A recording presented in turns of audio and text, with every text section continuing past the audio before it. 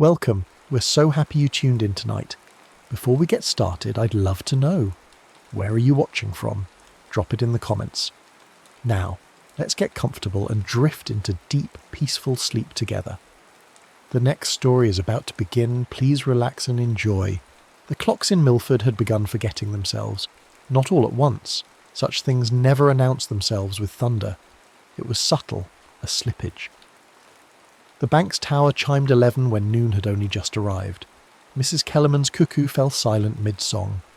The radiators in the high school science wing coughed and went cold, though the furnace still burned below. No one spoke of it directly, but everyone felt the chill creeping into ordinary things.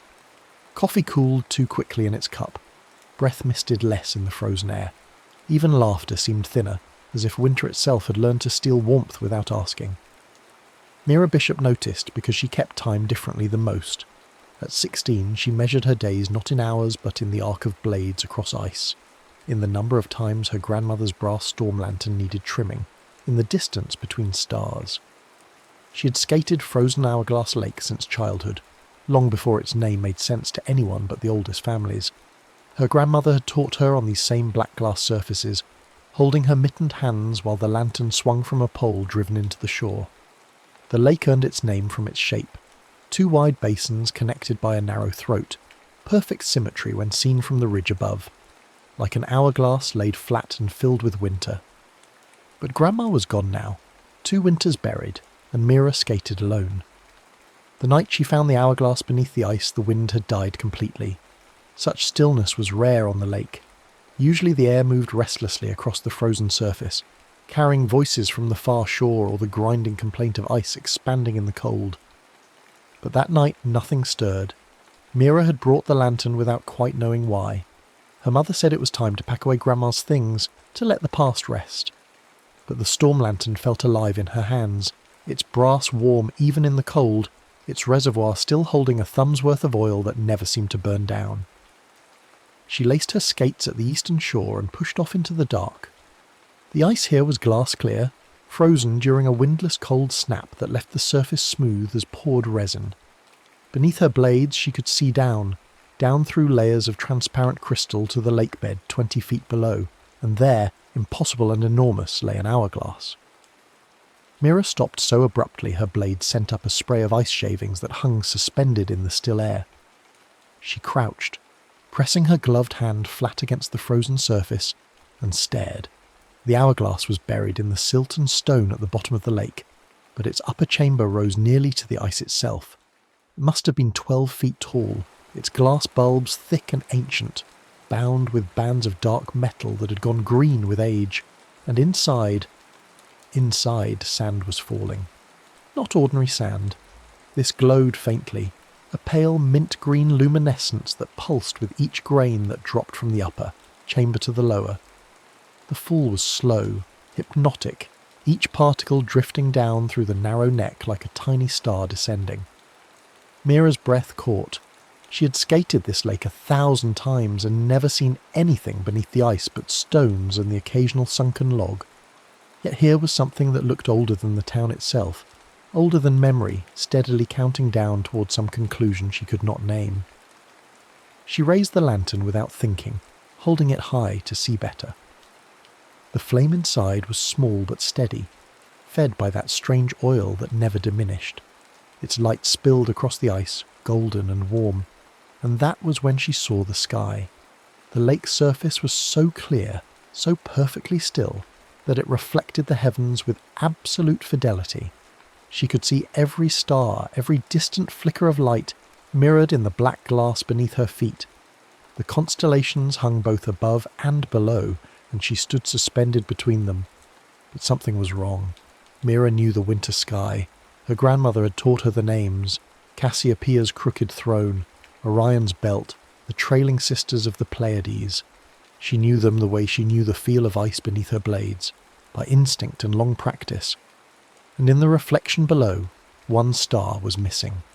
There, in the northern quadrant of the mirrored heavens, a gap. Not a space between stars, but an absence where light should have been. A hole in the pattern, as if someone had reached down and plucked a single bright point from the constellation's design. She looked up. The star was there in the actual sky, burning steady and cold. But in the ice's reflection, only darkness. Mira held the lantern lower, bringing its flame closer to the missing spot. The golden light touched the ice, and the star appeared, not in reflection. The lantern's glow somehow completed the constellation, filling the gap with warm radiance that spread like liquid across the frozen surface. The light pooled in the empty space, bright and steady, and suddenly Mira could see a thin line of luminescence running from the completed star down through the ice, threading toward the buried hourglass like a plumb line dropped from heaven. The ice beneath her skates groaned softly, not breaking, shifting, as if something deep below had stirred and found the surface wanting. She should have pulled back, should have skated for shore and left this strangeness to the dark. But Grandma's voice surfaced in her memory, warm as the lantern in her hands. When the ice speaks, you listen. It knows what the wind forgets. So Mira knelt and set the lantern directly over the missing star's reflection. The flame burned brighter, fed by something she couldn't name. And there, at the very edge of the light's reach, she saw them. Grains of sand. They lay scattered on the ice like salt, dozens of tiny fragments that glowed the same faint mint as the sand falling in the buried hourglass. They must have been there all along, invisible, until the lantern's light touched them. Now they shimmered, alive with inner radiance. Mira picked one up. It was warm between her gloved fingers, warmer than anything should be in winter's heart. On impulse, or perhaps guided by the same instinct that had brought her here, she unscrewed the lantern's reservoir cap and dropped the grain inside. The oil flared green. The flame shot up, brilliant and cold and impossibly bright. The light no longer looked like fire. It burned with the colour of distant stars, of ice lit from within, of time itself made visible. The completed constellation blazed in the ice below, and the thread of light connecting it to the buried hourglass grew thick as rope, solid as an anchor chain. The ice opened, not with a crack or a breaking. The surface simply lensed, bending like a piece of curved glass, and Mira fell through into elsewhere. She landed hard on frozen lake, blades striking ice with a sound like a bell being struck underwater. The impact jarred her teeth and sent the lantern tumbling from her grip. It skittered across the surface, flames somehow still burning, trailing a line of green-gold light. Mira scrambled to her knees, breathing hard. The lake. It was the lake. Still frozen hourglass. Still the same doubled basins and narrow throat. But everything else had changed. Music drifted across the ice. Not the silence of the winter she'd left, but accordion and fiddle, laughter and voices raised in song. Lights blazed on the western shore, torches and strings of bulbs. The warm glow of a carnival spread across the snow. She stared. The eastern shore, where she'd entered the ice, showed no lights, no town at all, just dark trees and virgin snow, and a sky full of stars that looked both familiar and wrong, their position shifted by some subtle degree she couldn't quite name. When, she thought, not where. Somehow she'd fallen not just through ice, but through time itself. The lantern lay a few yards away, still burning with that strange green-tinged flame. Mira crawled toward it on hands and knees, afraid to stand, afraid the ice might open again and swallow her deeper. When her fingers closed around the brass handle, warmth flooded through her. Not just heat, but something more fundamental. Relief, recognition, anchor. She looked down. The hourglass was still there, visible through the clear ice, but its position had changed. The sand level sat higher in the upper chamber, as if she were seeing it earlier in its long, slow emptying. "You all right, miss?" Mira spun. A boy stood at the edge of the light, maybe 17, wearing a wool coat that hung to his knees and a cap pulled low over his ears. He carried a thermos in one hand and concern on his face. Yes, I slipped. The lie came automatically, though her blades had left no mark on the ice between here and nowhere. Long way from the fair to slip, he observed, but offered his hand anyway. "Name's Tommy. You come from the ridge?" She let him pull her, upright, legs shaking, and realised the music had stopped. People were looking their way, dozens of them, carnival goers in old-fashioned clothes, their breath pluming white in the lantern light. Old-fashioned. The realisation settled cold in her chest. The bulbs strung between poles were the old Edison kind, and the accordion player wore sleeve garters, and not a single person held a phone or wore modern boots. What year is it? The question escaped before she could stop it. Tommy's eyebrows rose. Hit your head too, it's 79, January of 79. He studied her more closely, taking in her modern parka and the LED bright trim on her ice skates. You from the college? Some kind of art project? 1979, 40-some years before she was born. Mira felt the lake tilt beneath her, though the ice remained flat and true. I need to go, she managed, and turned away before he could ask more questions. The lantern felt heavier now, its flame burning steadily but wrong, fed by that single grain of time sand she'd dropped into its reservoir. She could feel it pulling at something inside her. Not pain exactly, but a kind of cold that started in her chest and spread outward, as if winter had learned to burn. She skated hard for the eastern shore, for the place where she'd fallen through. Behind her, Tommy called something, but the words didn't reach her. The accordion started up again, and laughter rippled across the carnival ice, and Mira fled toward darkness. When she reached the spot, she knew it by the position of the stars, by the way the hourglass lined up beneath her. She raised the lantern high and held it over that missing reflection. Nothing happened. She shook the lantern, tilted it, brought it so close to the ice that the flame nearly touched the surface. The light blazed green, painful to look at, but the ice remained solid beneath her. Trapped. She was trapped 40-some years before her own birth, and the cold inside her chest was spreading, numbing her fingers, making her thoughts slow and thick. Count the flickers, Grandma's voice whispered. Not a memory. Something older, rising from the lantern itself as if the brass held more than oil and flame. Count the flickers, and you'll know how far you've gone. Mira stilled herself and watched the flame. It didn't burn steady.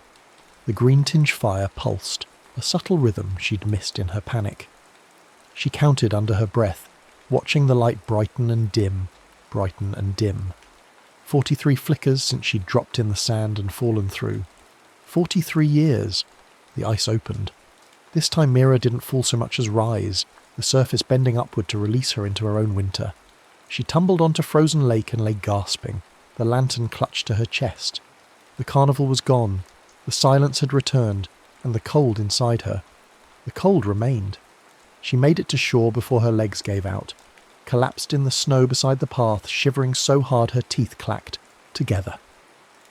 When she tried to stand, dizziness spun the world sideways. Wrong. Something was deeply, fundamentally wrong. Mira looked at her hands in the lantern light. They appeared unchanged. Same gloves, same fingers, same chipped blue nail polish from last week. But they felt distant, as if they belonged to someone else.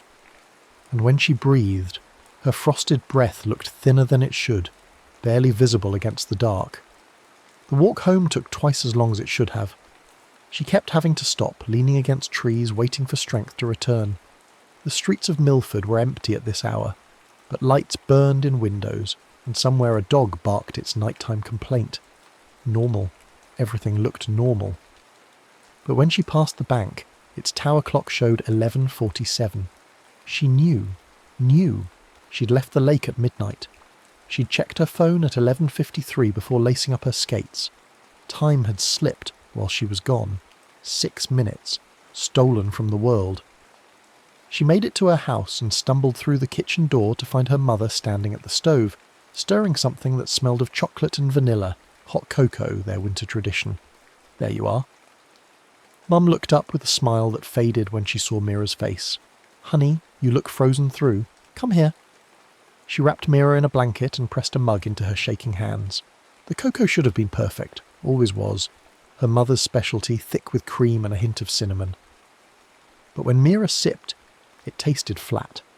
Not bad, just less, as if all the warmth had been leached away, leaving only brown liquid and heat.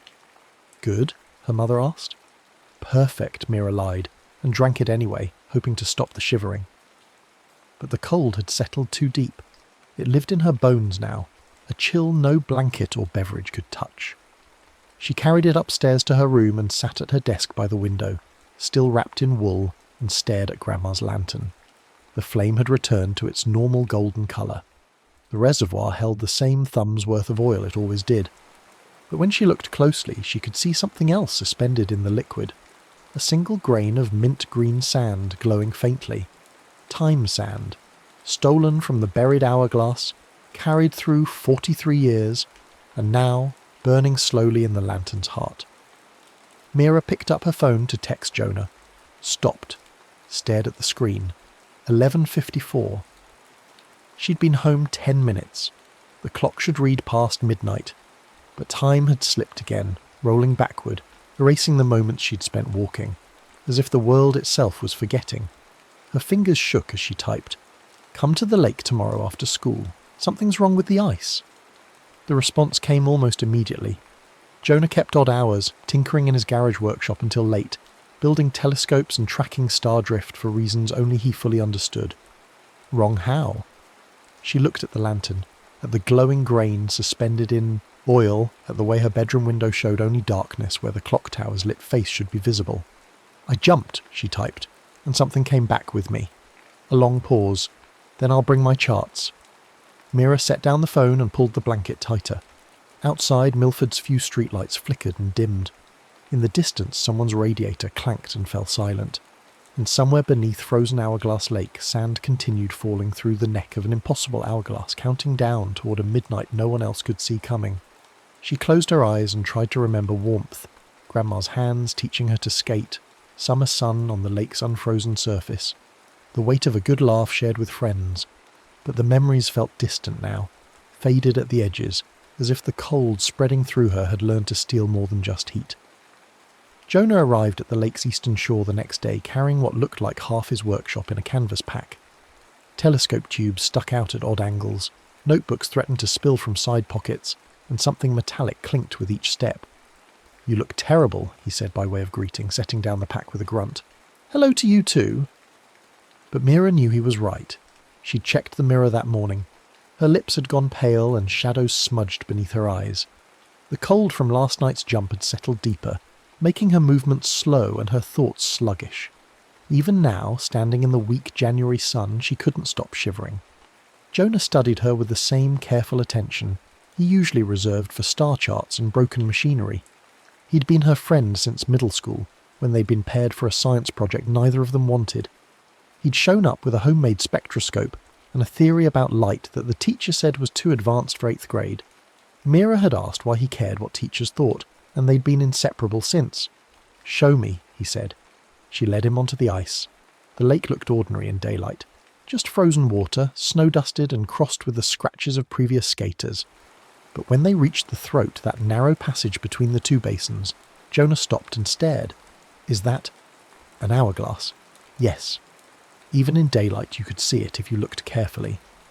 The upper chamber rising from the lake bed, the sand glowing faintly mint green, the slow inevitable fall from one bulb to the other. Impossible to miss once you knew to look. Jonah crouched, pressing both hands flat against the ice. "How long has this been here?" "I don't know. Forever, maybe. Or it just appeared." Mira crouched beside him, the lantern heavy in her hands. But that's not the strangest part. She told him about the missing star, the sand scattered on the ice, the way the lantern's flame had completed the constellation, about falling through into 1979, into a winter carnival that had ended decades before either of them were born, about counting the flame's flickers and rising back into their own time, and about the cold, the way it had taken root inside her, the flat taste of cocoa, the thinning of her breath, the sense that something fundamental had been carved away and not returned. Jonah listened without interrupting, a rare gift in a world that favoured quick reactions over slow thought. When she finished, he sat back on his heels and looked at the sky. "Show me the star," he said quietly. That night they returned together. Jonah brought his telescope and 3 different star charts, each marked with his careful annotations. Mira brought the lantern and a thermos of coffee she couldn't taste but drank anyway, hoping the ritual might restore something memory couldn't. The missing star's reflection appeared exactly as before, a gap in the perfect mirror of the ice, a hole where light should be. Jonah spent 20 minutes with his telescope, checking and rechecking the actual sky, muttering equations under his breath. "It's there," he finally announced. In the real sky, I mean. That's Polaris Gamma, part of the Little Bear's tail. Unremarkable star, about 450 light-years out. He looked down at the ice, at the empty space in the reflection. But down here, it's gone. Why? Mira asked, though she suspected there were no good answers to questions like that. I don't know, but I can tell you this. He pulled out a worn notebook, flipped to a page covered in calculations. I've been tracking stellar drift for my thesis project, mapping how stars appear to move over time, building a kind of temporal map. And if your flicker count theory is right, if each pulse of that flame equals 1 year of travel, he trailed off, chewing his bottom lip the way he did when mathematics turned into prophecy. What? I think the hourglass is a clock, not just marking time, but holding it, and every grain that falls moves the world forward by some increment, but someone's been stealing the sand. Mira felt the weight of the lantern in her hands. The grain I dropped in shouldn't exist in two places at once. By taking it, you created a paradox. Time in the hourglass, time in the lantern. The world can't decide which is real, so it's starting to drift. He gestured at the ice, at the buried timepiece below. That's why the clocks are slipping. That's why things feel cold. The hourglass is trying to correct the imbalance by drawing heat from everything around it. Energy has to come from somewhere. How do I fix it? Jonah shook his head slowly. I'm not sure you can. Not alone. You'd need to return all the stolen sand, restore the missing star, and somehow reset the count. He paused. And Mira? That grain you took? It's not the only one missing. Look. He swept his flashlight across the ice. Now that Mira knew to look, she could see them. Dozens of mint-green grains scattered across the frozen surface. More than she'd noticed that first night. They glittered in the beam like salt, like stars fallen to earth. Someone else has been taking sand, Jonah said quietly. A lot of it. And every piece they take steals more warmth from the world. As if summoned by his words, the air grew suddenly colder. Not the normal bite of winter, but something deeper, more absolute. Their breath stopped misting. The stars overhead flickered and steadied, their light uncertain. And across the lake, through the darkness, something moved. A figure, tall and still, standing at the western shore, watching them. Mira raised the lantern instinctively, bringing its light up between them and the distant shape. The flame burned bright and gold, and for a moment she saw him clearly. A man in a long coat, his face hidden by shadow, his hands clutching something that clinked like glass. Then the light flared green, the missing star blazed in the ice below, and the world tilted sideways. No! Mira tried to pull back, but it was too late. The ice had already begun to lens. Grab on! Jonah's hand found her arm just as the surface opened, and they fell together into another winter, another year, the lantern's flame burning cold and bright as they tumbled through time. They landed in darkness so complete Mira thought for a moment she'd gone blind. No carnival lights this time, no music or laughter, just cold and the sound of wind that wasn't quite wind, more like the world breathing in its sleep. The lantern had gone out. Mira shook it, heard the oil sloshing, felt the warm weight of it in her hands, but the flame had died in the fall, leaving them in blackness so thick it had texture, weight, presence. Jonah, she whispered. Here. His voice came from her left, close enough to touch. His hand found hers in the dark, fingers cold. Where are we? I don't know. Let me... She fumbled with the lantern, trying to relight it with numb fingers. The matches in her pocket were damp with melted snow, and the first three refused to catch. The fourth flared briefly, casting wild shadows across ice that looked wrong, textured differently, older somehow. The match burned down to her fingers and died. In that last instant of light she'd seen something carved into the ice. Lines, deliberate marks, a figure eight cut deep into the frozen surface, its loops wide and perfect. The fifth match caught, and she managed to get the lantern's wick burning. The flame rose golden and steady, pushing back the darkness to reveal a winter unlike any she'd seen. They stood on frozen Hourglass Lake, but the ice here was ancient, thick and ridged and scarred with the marks of centuries. No town lights burned on the shore, no houses at all, just forest, dense and primordial, trees so tall their tops vanished into the night, and the hourglass beneath their feet. The sand sat nearly full in the upper chamber. Almost no grains had fallen yet. They were seeing the clock at its beginning, or near enough. How far back had they jumped? Jonah was staring at the figure eight carved into the ice. "Someone's been here," he said. "Recently.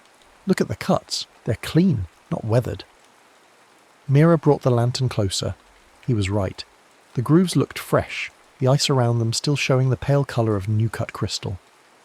But there were no tracks, no sign of who had carved them or why. The wind picked up, carrying with it a sound that made Mira's skin prickle. Not quite a voice, not quite music, something in between, rising and falling like breath, like sorrow, like longing. "We need to count the flickers," she said. "Figure out how far we've come." But Jonah wasn't listening. He'd turned toward the western shore, toward the dark wall of trees. "Something's out there," he whispered. The figure emerged from the forest slowly, as if reluctant to leave the shadows. The same man they'd seen across the ice in their own time, but closer now. Close enough to see the frost that clung to his coat, the way his breath didn't fog the air, the strange stillness about him that suggested he'd been cold for so long, he'd forgotten what warmth felt like. He carried bottles, glass bottles of all sizes and shapes, clutched against his chest and clinking softly with each step. And inside them, glowing mint green, were grains of time sand. Hundreds of them. "Stay back," Mira said, raising the lantern like a weapon. The man stopped at the edge of the light. Up close she could see his face, weathered and worn, eyes that held too much sorrow to be easily measured. He looked old and young at once, as if time had lost its meaning for him. "You shouldn't be here," he said. His voice was rough from disuse, shaped by silence and cold. "This winter isn't yours." "Neither is yours," Jonah said. "Not anymore. You've been stealing from the hourglass." The man's grip tightened on his bottles. "Not stealing. Saving. Each grain is a moment I'm preserving. Perfect moments before everything went wrong." He looked past them, toward the eastern shore, though nothing stood there but trees. Before the fire. Before she died. Mira felt something shift in her chest. Not just cold now, but recognition. "Who are you?" "I kept the lighthouse," he said, "before the town grew, before they paved the shore and built their houses. Just me and Elizabeth and the light. We used to skate here in winter. She taught me the figure eight, said it was the symbol of forever." His voice cracked. "Then the lamp oil caught fire, and the lighthouse burned, and she never left." A lighthouse keeper? Mira tried to remember if she'd ever heard of a lighthouse on the lake. "Came up empty. How long have you been here?" He looked at her with eyes like winter itself. "I don't know anymore. I started taking sand to go back, to the night before the fire, to warn her, to save her. But every time I jumped, she still died. The fire always happened, no matter what I changed. So I stopped trying to change it. I just started collecting the moments before. Perfect moments, frozen in time." He held up the bottles so the lantern light caught the glowing sand inside. "I have enough now to stay in one forever." The ice beneath them groaned, and Mira felt warmth bleed from her hands into the lantern. The world was correcting itself, drawing heat to compensate for the stolen time. "You can't," she said. "Every grain you take steals from the present, from everyone. The town is freezing. People are losing warmth, losing minutes, losing memories.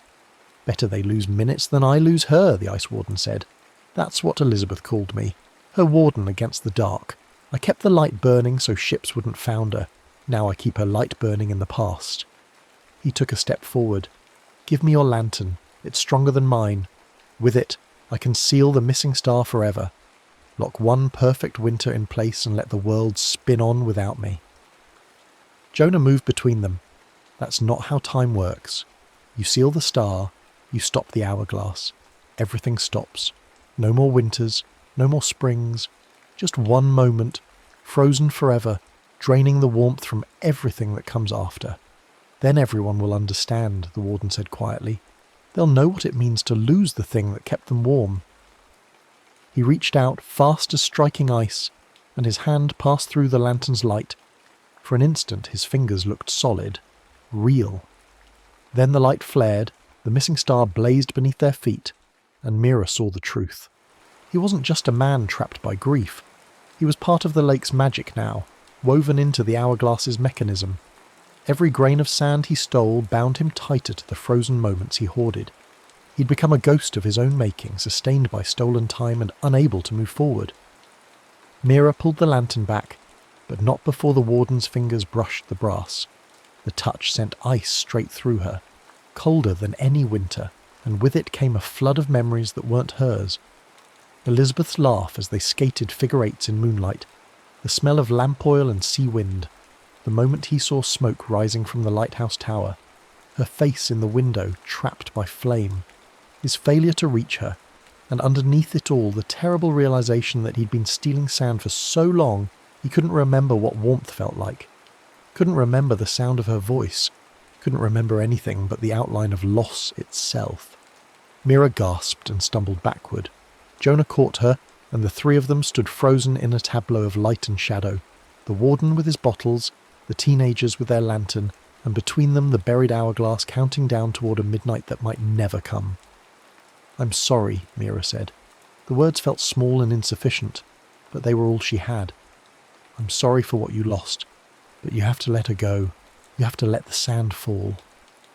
The warden looked at her for a long moment. Then he turned and walked back toward the trees, bottles clinking softly, his footsteps leaving no mark on the ice. When he reached the forest edge, he stopped. "You'll understand soon enough," he called back. "The hourglass takes everything eventually. Time, warmth, memory, all of it falls through the neck and vanishes below. I'm just trying to save what matters before it's gone." Then he vanished into shadow, and the wind rose again, carrying that not-quite voice across the frozen lake. Mira looked down at the lantern. The flame still burned, but dimmer now. The grain of time sand glowed faintly in the reservoir, and she could feel it pulling at her, stealing warmth with every moment it stayed lit. "We need to go back," she said. "Figure out how to stop him before he seals the star." Jonah was staring at the carved figure eight. "I don't think we can stop him," he said slowly. "Not by force. But maybe—" He knelt, tracing the lines with one finger. "Maybe we can show him there's another way. Look at this. It's not just any figure eight. It's a lemniscate, the symbol of infinity. And see how it's positioned, right over the neck of the hourglass. What does that mean? I think it's a reset mechanism, a way to flip the hourglass without sealing the star, but it requires skating the pattern at a specific time, midnight stillness when the world holds its breath, the moment between one day and the next." Mira remembered that feeling, the suspension of all motion, when wind died and snow hung in the air and even thought seemed to slow. It came rarely, and never for long. "How do we know when?" she asked. "We don't. But if we're going to try, we need to do it in our own time, and we need to collect all the sand the warden's stolen, return it to the hourglass before we attempt the flip." Mira looked at the flame, at the way it pulsed in rhythm with her heartbeat. "Count the flickers," she said. "Let's go home." They counted together this time, watching the green-tinged fire brighten and dim. Each pulse felt like a year sliding past, like time rushing backward toward the present. Mira lost count somewhere past 500, but Jonah kept going, his lips moving silently, his eyes fixed on the flame. When the ice finally lensed and released them, they tumbled back into their own winter with a jolt that knocked the breath from their lungs. The lantern stayed lit, but barely. The flame guttered and smoked, fed by that single stolen grain. They lay on the ice, gasping, while the cold inside Mira spread deeper. She could feel it in her bones now, in the spaces between thoughts. Memories were growing hazy. Summer afternoons, her father's face, the taste of birthday cake. All fading, leached away by the paradox of existing in two times at once. Jonah pulled her to her feet. "We don't have much time," he said. "The town's losing more than minutes now. People are forgetting things, warm things, the things that make winter bearable. How do we find the warden's bottles?" He looked across the lake toward the place where the figure had stood watching them. "We jump again, but this time we go prepared. We catch the bottles in the ice's reflection and pull them through. Objects can cross eras when the lantern's light overlaps their reflection. It took 3 more jumps, 3 more winters stolen from the hourglass, 3 more pieces of warmth carved from Mira's core. They found bottles scattered across decades, one in 1963, frozen in ice during a freak cold snap. Another in 2012, buried in snow near the old lighthouse foundation. A third in 1941, clutched in the hands of a statue the warden had made from ice and grief. Each time they returned a bottle, Mira felt a little less solid, a little less real. Her reflection in the ice was fading, growing transparent, as if the world was starting to forget she existed. On the fourth jump, they encountered the warden again. He stood in the middle of 1987, surrounded by bottles arranged in careful patterns, constellations of stolen time, glowing green in the darkness. "You can't have them," he said. "These are mine, my moments, my memories, my wife." "She's gone," Mira said. Her voice came out thin and distant, as if she were speaking from very far away. "You can't bring her back by stopping time. You're just making everyone else lose what you've already lost." "Better that than moving forward," the warden said. "Better that than admitting she's gone." He knelt and pressed both hands against the ice, and the surface began to frost over. Thick white crystals spread from his touch, racing outward in spirals and curves, building walls of opaque ice between him and them. "You think I don't know what I'm doing? I was a keeper of light. I know what happens when the lamp goes out. Everything founders, everything breaks, so I keep this one moment burning over and over, and at least something stays whole." The walls rose higher, cutting off their view. Jonah grabbed Mira's arm and pulled her back toward the place where they'd entered. "We need to jump before he seals us in," he said. But Mira was staring at the bottles, at the hundreds of glowing grains trapped inside glass. So much stolen time, so much warmth pulled from the world, and beneath it all, one man's grief so deep it had learned to freeze everything it touched. She thought of her grandmother, 2 winters gone, and the missing still felt raw some days. But she'd never tried to go back, never tried to hold on to a moment so tightly it stopped moving. Because Grandma's voice still surfaced in her memory, not trapped in amber, but alive in the way it changed and shifted with each remembering. When the ice speaks, you listen. It knows what the wind forgets. The ice was speaking now. She could feel it through her skates, a low vibration that made the lantern's flame dance. The hourglass was running low, not empty yet, but close. The sand in the lower chamber must be piled high, ready for the flip that would reset everything. If they could reach midnight stillness, if they could skate the figure 8, if they could return enough sand to make the reset. Possible. "Mira," Jonah said urgently. "The walls..." She raised the lantern high, holding it so the light spilled over the ice walls the warden had built. The flame blazed green, fed by stolen time, and for an instant she saw through the frost, saw the bottles, saw their reflections in the clear ice beneath the white. "Now," she said, and thrust the lantern toward the nearest reflection. Light bridged the gap between eras. The bottle in 1987 appeared in their hands, solid and cold and clinking with captured sand.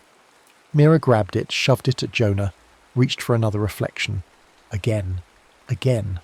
Pulling bottles through time like fish from deep water, dragging them into the present where they could be opened and their contents returned. The warden's cry echoed across winters. "No, those are mine. You have no right." "We have every right," Mira shouted back. "This sand belongs to everyone, to every moment that comes after. You don't get to hoard it just because you're afraid of what comes next." The ice walls shattered, not from force, but from the sudden absence of the cold that held them. The warden had let go. Just for an instant his grip on the stolen moments had loosened, and the warmth of moving time had rushed back in. Mira and Jonah tumbled through the lens with their arms full of bottles, falling up into their own winter. They landed hard, glass clinking dangerously, sand glowing through the bottles like captured stars. Around them Milford was dying, not quickly, not dramatically, just fading, bit by bit as winter learned to steal what summer had left behind. The streetlights had gone dark. Windows showed no glow. Even the moon looked dimmer, as if the sky itself was running out of light. And it was quiet. Too quiet. No cars, no voices, no hum of electricity or rattle of heat through radiator pipes. The town had gone still, frozen in a moment that refused to pass. Mira checked her phone. The screen was dark, battery drained by cold. But Jonah pulled out his pocket watch, the old mechanical kind that didn't need batteries, and held it up to the lantern light. 11:53, he said. We have 7 minutes until midnight, maybe less if the clocks are still slipping. They ran for the lake's edge, bottles clinking with each step, the lantern swinging wild arcs of light through the darkness. Behind them, Mira thought she heard footsteps, the warden following them back, coming to reclaim what they'd stolen from his stolen hoard. At the shore, they dumped the bottles onto the ice, 27 in all, each filled with glowing sand. Jonah started opening them, pouring their contents in a careful line across the frozen surface. The grains scattered and rolled, finding their own paths, drawn toward the buried hourglass by whatever force governed their fall. Mira unscrewed the lantern's reservoir and tipped it, letting the single grain she'd taken that first night fall free. It tumbled down to join the others, and the instant it touched the ice, warmth flooded back into her chest.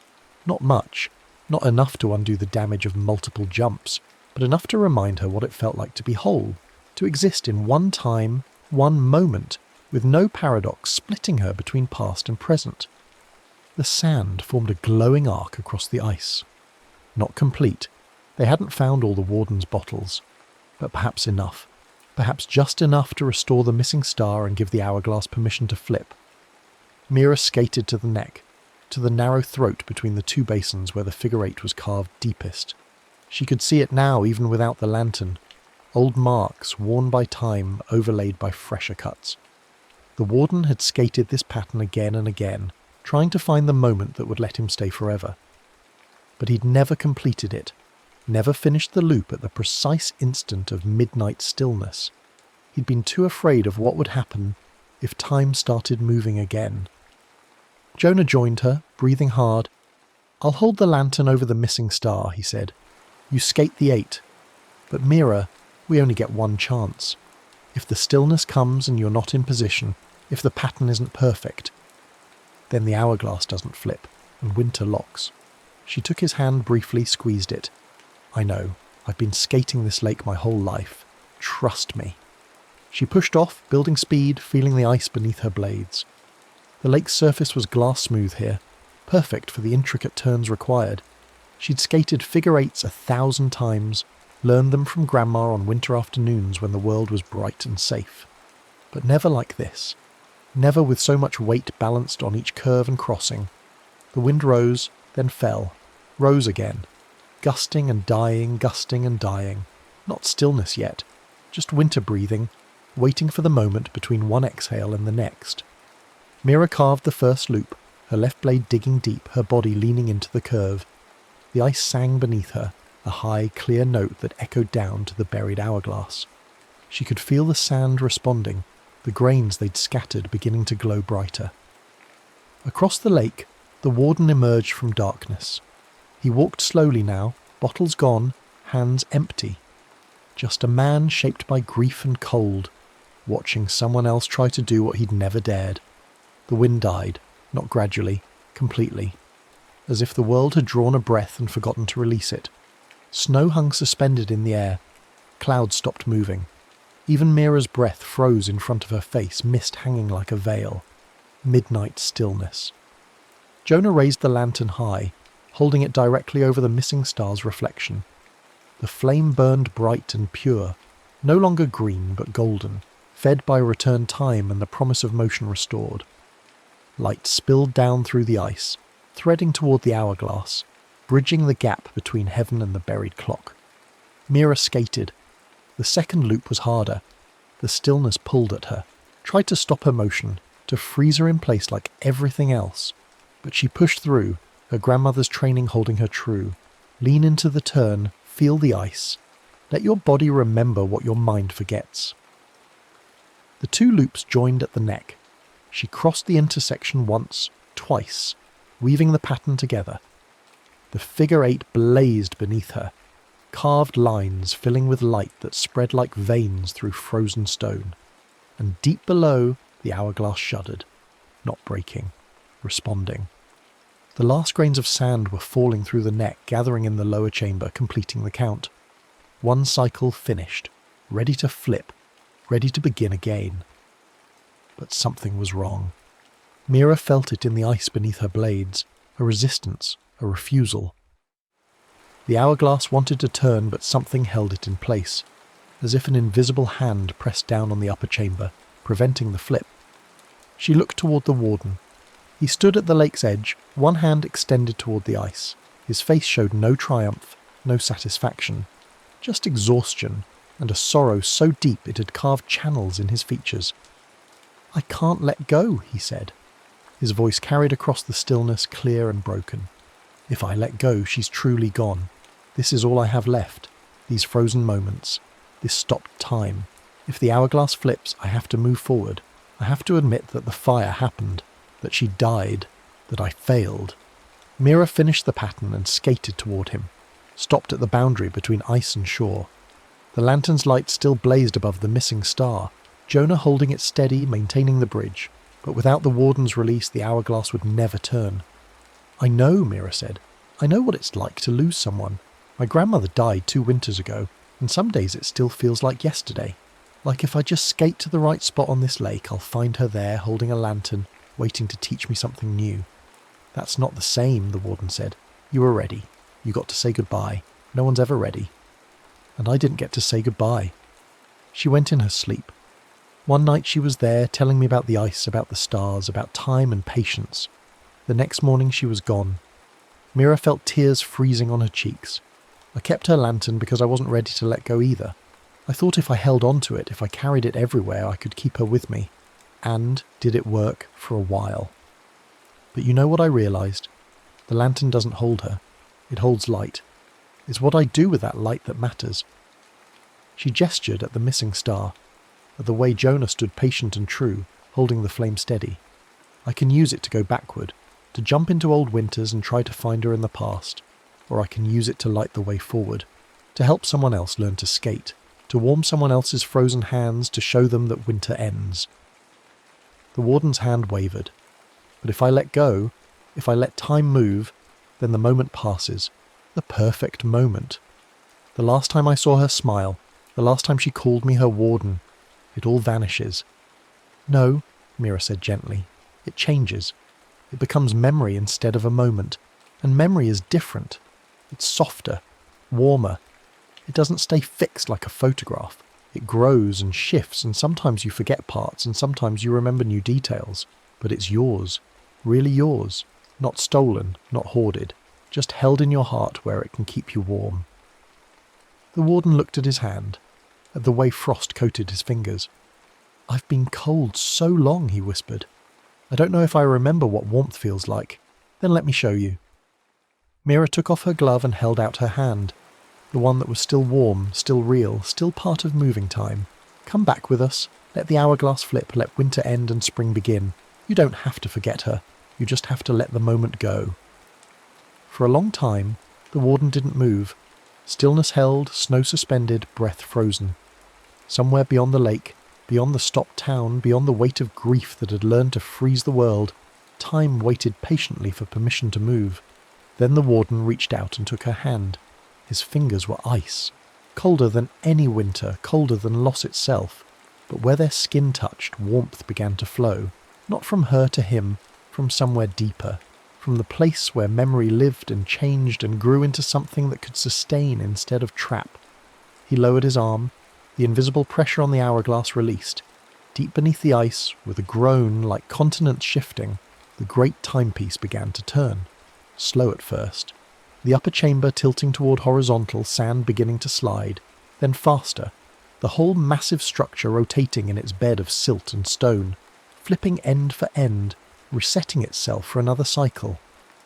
The thread of light Jonah held over the missing star pulsed brilliant and bright. The constellation completed. The gap filled. And suddenly Mira could see other threads, dozens of them, connecting every star in the winter sky to the hourglass below. A web of light and time, all of it flowing through the neck, all of it part of the same great cycle. The hourglass settled into its new position with a sound like a bell struck underwater. Sand began to fall again, mint-green grains drifting from the now upper chamber toward the now lower. Each grain a moment restored. Each moment a piece of warmth returned to the world. The stillness broke. Wind rushed across the lake, carrying with it the scent of snow and pine and possibility. Clouds moved. Mira's frozen breath dissipated, and from the town behind them came sound, radiators clanking to life, electricity humming through wires, voices calling out in confusion and relief. The warden gasped. His hand in Mira's grew warmer, more solid. Colour returned to his face. Not much, but enough to show he was becoming real again. Part of moving time instead of trapped outside it. "I can feel it," he said wonderingly. "The warmth. It's coming back." Jonah lowered the lantern, and the light above the missing star dimmed to a normal flame. He skated toward them, grinning. "The clock tower just chimed midnight," he said. "Right on time, and look." He pointed at the ice beneath their feet. The figure-8 mirror had carved glowed faintly, already beginning to fade. But before it vanished completely, she saw something new. More marks, older ones, appearing beneath the fresh cuts. Hundreds of figure-8s carved by hundreds of skaters across hundreds of winters. All of them trying to keep time moving. All of them part of the same ancient ritual. "Your wife," Mira said to the warden. "She knew about this, didn't she? The hourglass, the missing star, the midnight stillness." He nodded slowly. Elizabeth's family had lived by this lake for generations. They were the keepers before the lighthouse came. She told me stories, but I thought they were just tales. Myths to pass the time. He looked down at the buried hourglass. "After she died, I found her journal. Instructions for resetting the clock if it ever ran low. I tried to follow them, but I couldn't. I couldn't let the moment pass." "So you started collecting sand instead," Jonah said, "trying to hoard enough time to stay in one perfect moment forever." The warden's shoulders sagged. "I thought if I could just keep that one night, the last good night before everything went wrong, I could live in it forever, be happy forever." He looked at Mira. "I didn't realise I'd be freezing alone forever, that there's no warmth in a moment that doesn't move." "There is now," Mira said. "Look." The town lights were blazing again, bright and steady. Smoke rose from chimneys, car engines turned over in the cold, and everywhere people were stepping outside, breathing deep, marvelling at how much warmer the air felt, as if summer had reached forward through spring to remind winter it wouldn't last forever. The warden watched it all with something like wonder on his face. Then he turned to Mira. "The lantern," he said. "Your grandmother's lantern. It still has power. I can feel it. But the sand you took, it's gone now. Return to the hourglass. What will fuel it?" Mira looked down at the brass storm lantern in her hands. The flame burned steady and golden, fed by that mysterious oil that never ran dry. But when she peered into the reservoir, she saw something new. Not time sand. Something else. Something that glowed warm instead of cold, red gold instead of mint green. "Memory light," the warden said softly. That's what Elizabeth called it. The warmth of moments willingly shared instead of hoarded. It burns brighter than stolen time, and it never runs out as long as you keep creating new memories. A gift, Mira realised. From Grandma. Not the lantern itself, but what she'd taught Mira to do with it. Not to trap light, but to share it. To use it to warm others instead of just herself. The warden took a step back from the shore, onto the ice. For a moment Mira thought he might try to jump again, to flee back into the stolen winters. But he just stood there, looking at his reflection in the glass-clear surface. "I should go," he said. "Find wherever people like me go when they finally let go.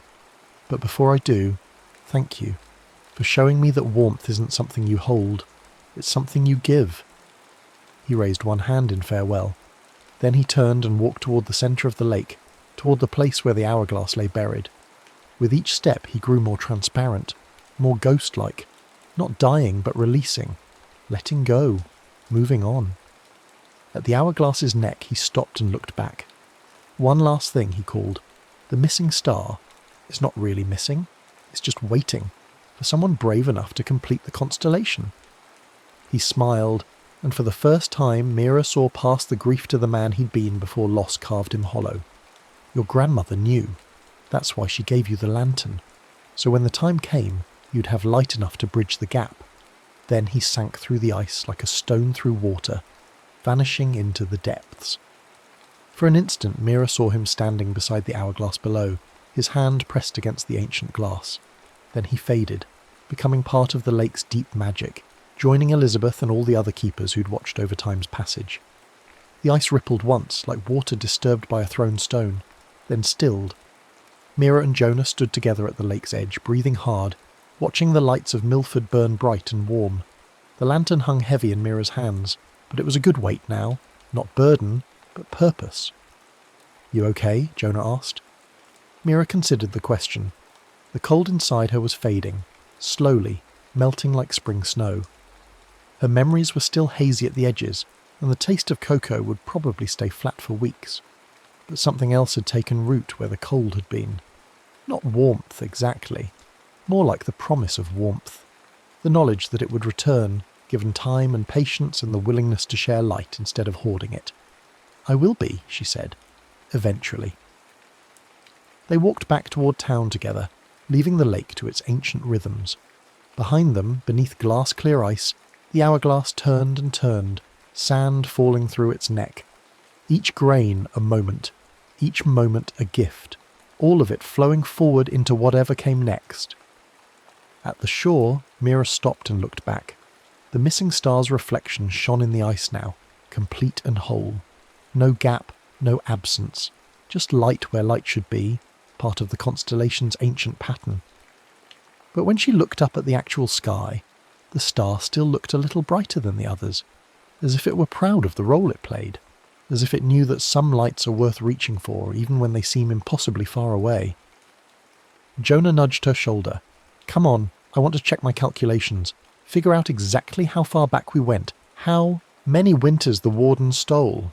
Maybe I can map the whole temporal structure of the lake." He paused. "Also, my mum's probably wondering where I am, and I could really use some hot chocolate that actually tastes like hot chocolate." Mira laughed, and the sound felt good. Normal, like something that belonged to moving time instead of frozen moments. She raised the lantern so its light spilled across the path ahead, golden and warm. In her pocket, something rolled and clicked. She reached in and pulled out a single grain of time sand. Not stolen. This one glowed warm instead of cold, red gold instead of mint green. A gift from the hourglass, or maybe from the Warden, or maybe from Grandma, who'd always known that Mira would need light for the path ahead. "Memory light," she whispered, and dropped it into the lantern's reservoir. The flame blazed brighter, not cold, not hungry, just alive, burning with the warmth of shared moments and released grief and the knowledge that winter always, always ended. They walked home through streets that smelled of smoke and cocoa, past houses where lights burned in every window, under stars that held their positions in the sky. Behind them the lake settled into silence. The hourglass turned. Time moved forward. And somewhere beneath the ice, in the space between one grain's fall and the next, the last keeper of the light finally rested. His vigil ended. His burden lifted. His love transformed from something that froze the world into something that warmed it. When spring came, and it would come, the hourglass had promised. The ice would melt. The lake would remember, and children would skate there again, carving figure eights in the surface, keeping time moving, never quite understanding why the pattern felt so important. But some would know. Some would carry lanterns and watch for missing stars and understand that warmth isn't something you hoard. It's something you create moment by moment, memory by memory, one shared light at a time, and that perhaps was enough. The next story is about to begin. Please relax and enjoy. The basin had no name on any map, only a warning in red ink that read unstable ground, thermal activity. Ash found it on a morning when the bathhouse thermometers had dropped 3 degrees for the 5th day running, and his father's jaw had gone tight in that particular way that meant money trouble and something worse beneath it. The trail up was one he'd run 100 times, switchbacks carved into pumice and ash, but he'd never pushed past the closed barrier before. The wood was old, half-rotted, easy to duck under. Beyond it the path narrowed to nothing, and the trees gave way to stone. Basalt columns rose from the valley floor like a forest petrified mid-reach. They weren't scattered or tumbled, but arranged, perfectly hexagonal, locked together in a lattice so precise it looked engineered. Ash stopped at the rim and counted. 6 rings of columns spreading outward from a central grate, each ring made of hundreds of black pillars fitted so close you could barely slide a knife between them. The cracks glowed. Not bright. Not yet. but a faint orange thread ran through every seam, a hairline of heat connecting one column to the next in a pattern that made his eyes water when he tried to follow it all at once. The light pulsed, slow, rhythmic, like a heartbeat made of stone. He descended without thinking, feet finding the natural steps where columns had cracked and settled. The air grew warmer with each level, dry heat that tasted of sulphur and old smoke. By the time he reached the basin floor, sweat pooled at the small of his back. The glow cracks formed paths. He could see it now, standing at the centre. The orange threads didn't just connect randomly, they swept. A molten filament as thick as his wrist traced a route from one side of the hex lattice to the other, moving with the slow inevitability of a sundial's shadow. It slid through the cracks between columns, and where it passed, the stone ticked. Not loudly, just a faint crystalline ping, like glass striking glass. Ash watched the filament complete its arc and begin another. The pattern repeated. A colossal clock face, rings for hours, filaments for hands, and time measured not in seconds but in the mountain's own slow burning. He might have stood there until sunset, hypnotised by the rhythm, but something glinted in a fumarole niche carved into the central grate. He knelt, reached past the heat shimmer, and his fingers closed around something smooth and cold. The orb fit perfectly in his palm. Mint blue glass or crystal, cool enough to frost his skin where he held it. Light moved inside it, not reflected but refracted, splitting into lines that matched the glow cracks around him. He tilted it, and the lines shifted, reorganizing themselves into new geometries. A filament swept close. He stood without meaning to, the orb raised like an offering, and the molten thread passed under his feet exactly as the scene beneath him lit bright orange. The world lurched, not spinning, not falling, just a sense of displacement so profound his stomach dropped and his vision doubled. When it cleared, he was standing in the same spot, same ring, same basin, but everything had changed. The columns steamed. Rivers of incandescent magma poured between them, filling the seams with light so fierce he had to squint. The air roared with heat, and the sky above churned black with ash. No trees on the rim, no trail, just raw volcanic throat belching fire into a world that hadn't yet learned to cool. He stumbled backward, breath coming fast, and spun the orb without thinking. Counterclockwise. The filament swept again and the lurch reversed, gentler this time, and he was back in his own present with the evening light going soft and golden over the basin. His hands shook. The orb had gone from cool to cold, frost creeping across its surface in delicate fern patterns. He shoved it in his pack and climbed out fast, not stopping until he hit the closed barrier and the forest swallowed the view behind him. That night the bathhouse thermometers read another degree lower. His father adjusted the flow valves twice, and still the steam wouldn't rise properly in the main pool.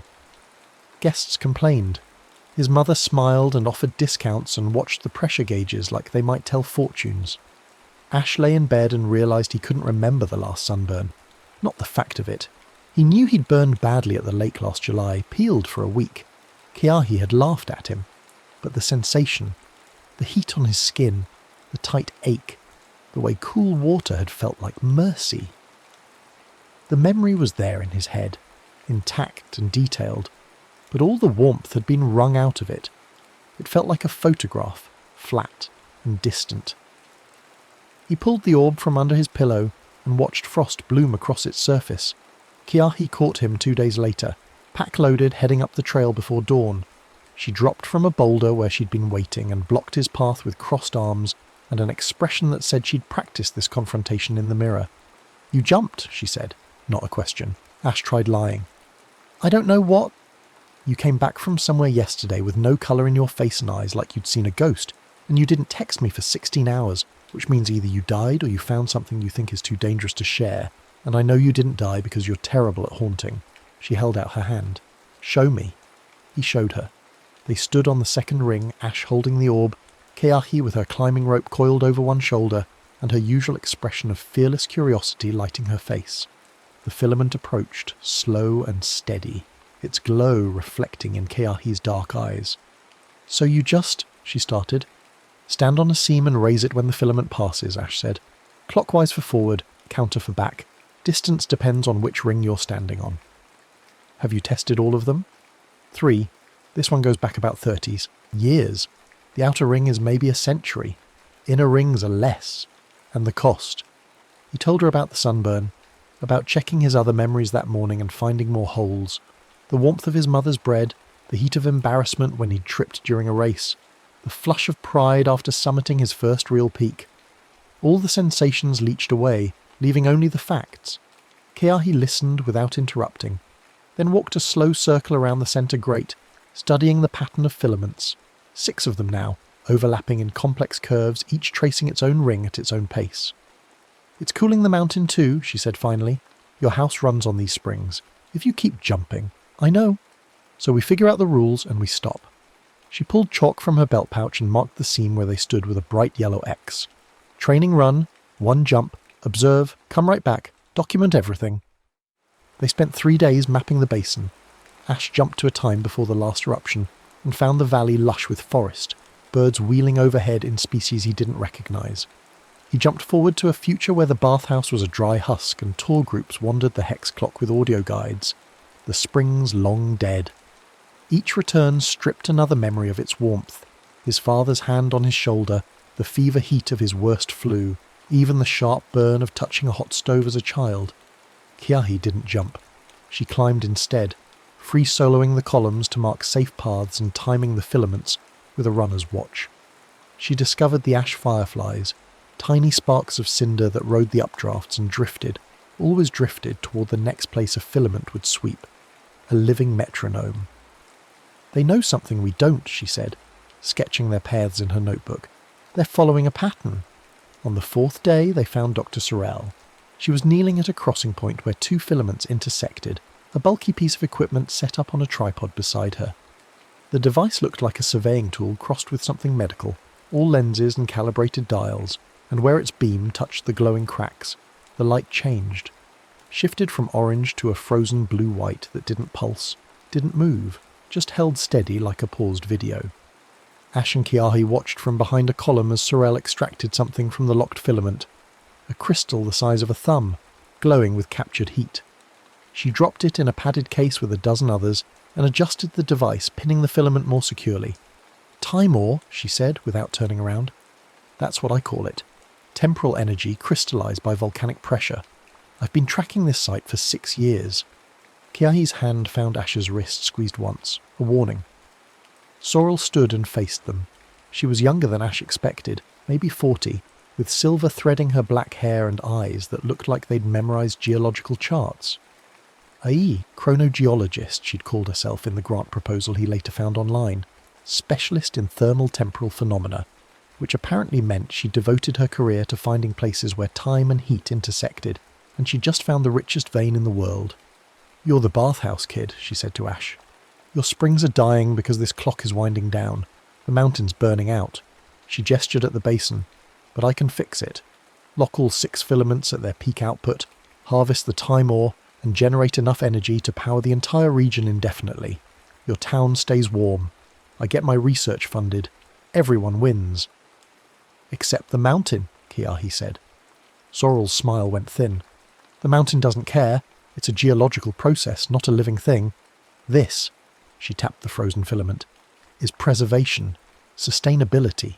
The alternative is watching everything go cold." Ash felt the orb in his pocket, frost seeping through the fabric. What happens when you lock all 6? The cycle stabilizes. No more eruptions, no more decline. A perfect minute, frozen in amber. She packed her equipment with practiced efficiency. "I'm pinning the 4th hand tomorrow. You should be at home when I finish the 6th. The transitional pulse can be disorienting for organic matter." She left them there with the locked filament humming its frozen note, and ash fireflies circling, confused, unable to find the rhythm they'd always known. That night the bathhouse pressure dropped to half. The main pool sat tepid and still, and guests checked out early. Ash's father didn't adjust the valves, just stood looking at the gauges with his hands in his pockets, and his mother touched his back in a way that meant they'd had this conversation before, in private, where their son wouldn't hear the words bankruptcy or foreclosure, or the name of the city they'd have to move to. Ash tried to remember the warmth of his father's rare hugs, found only the fact that they'd happened, and the shape they'd taken, but no heat in the memory at all. He went back to the basin before dawn. Keahi was already there. Of course she was. She'd roped off 3 of the frozen filaments and marked Sorel's equipment caches with orange flags. "She's got the 4th ready to pin at the 10-minute crossing," Keahi said. "We have maybe an hour before she starts." "We can't let her freeze it." "I know, but if we don't, the springs fail anyway. The mountain's cooling on its own." "I know that too." Keahi pulled her notebook out, pages covered in sketches and calculations. "So we don't stop her and we don't let it cool. We do the thing that scares us most." She showed him the pattern. 6 filaments, 6 rings, and a moment. Just one, maybe 30 seconds long, when the mountain took its breath before erupting. A pressure lull between inhale and blast, when all 6 hands aligned into a perfect hexagonal star, and the system reset itself. If Ash stood at the centre with the orb, raised, if he could time it exactly right, the heat would surge back through every memory he'd stolen from, through every spring the mountain fed, through the whole cycle that Sorel wanted to murder with her pins. "You'd have to be standing there during an eruption," Ash said. "During the lull before it, not the eruption itself." "And if I'm off by 5 seconds?" Keahi's smile held no comfort.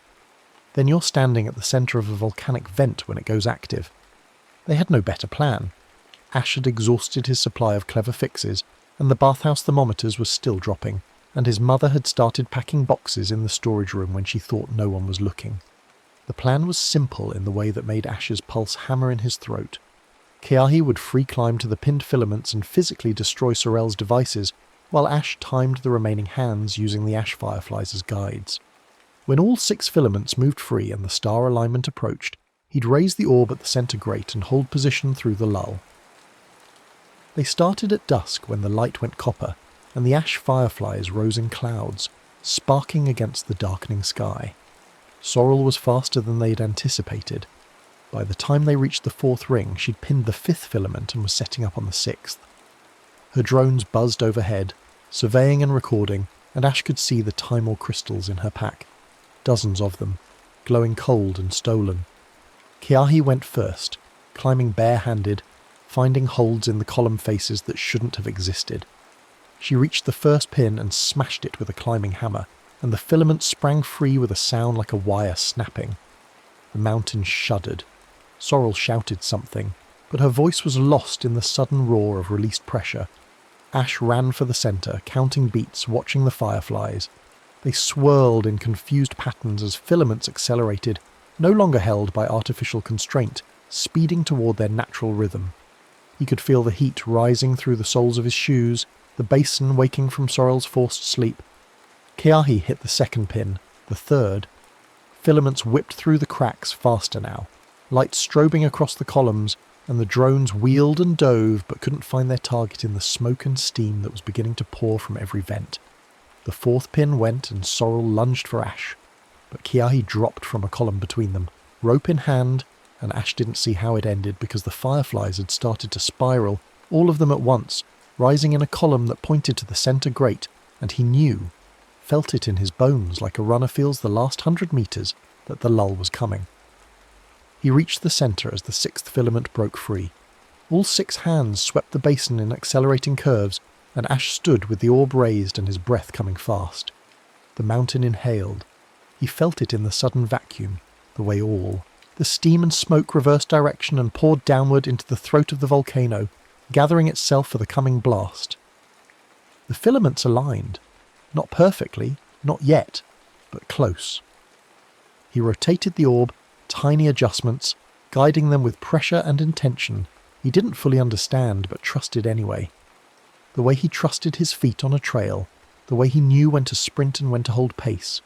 The 1st filament locked into position on a hex star point.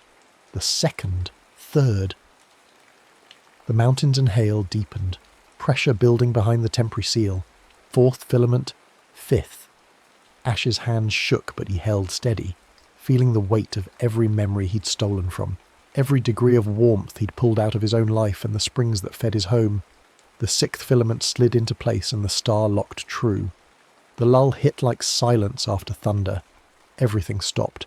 Wind, smoke, sound, and for one perfect breath the basin held absolutely still. Ash set the orb in the centre grate, feeling it click into a socket he hadn't known was there, and heat surged back through every channel at once. The hex star detonated. Not with fire, but with light, harmless and brilliant, mint blue mixed with orange gold, and the wave of it blasted outward through every seam and crack. Sorrel's remaining pins scattered, sent tumbling into older years where they'd never be found, and her drones dropped from the sky like birds struck by lightning. The columns sang, each one a different note, a different pitch, and together they made a sound like a massive organ pipe filling with breath. The mountain vented clean, not erupting, just releasing, letting pressure equalise through 1,000 small fumaroles instead of one catastrophic blast. Ash fell backward, away from the grate, and lay on stone that had gone from cold to pleasantly warm. Above him the sky cleared, and ash fireflies danced in lazy spirals, following filaments that moved again with their ancient, reliable rhythm. Kiahi pulled him upright. Her face was streaked with ash, and her hands were bleeding from the climb, but she was grinning the wild grin of someone who'd just free-soloed a face that shouldn't have been possible. "The gauges," Ash said. "Did it work?" "Won't know until we're down, but feel your hands." He did. They were warm, not burning, just alive with ordinary heat. The kind that came from exertion and adrenaline and standing too close to an active thermal vent. He checked his memories carefully, rifling through them like flashcards. The sunburn was still flat, still distant, but there was a flicker of something in it now, a promise of heat waiting to return. They found Sorrel at the rim, sitting with her empty pack and her useless drones and one Timor crystal she'd palmed before everything broke. She didn't try to stop them leaving, just studied the crystal in the fading light and said, "You didn't fix anything, you only let it keep dying slowly." "No," Kiahi said. "We let it keep living." The walk down took an hour in the dark, following the trail by memory and the glow of Kiahi's headlamp. They reached town as the bathhouse lights were coming on, and Ash saw his father standing outside, hand on one of the external pipes, and even from a distance he could see the steam beginning to curl from the vents again. The thermometers climbed through the night. 3 degrees by midnight, another 2 by dawn. Not to where they'd been before. The mountain had cooled, would always cool. That was the nature of volcanic cycles. But enough.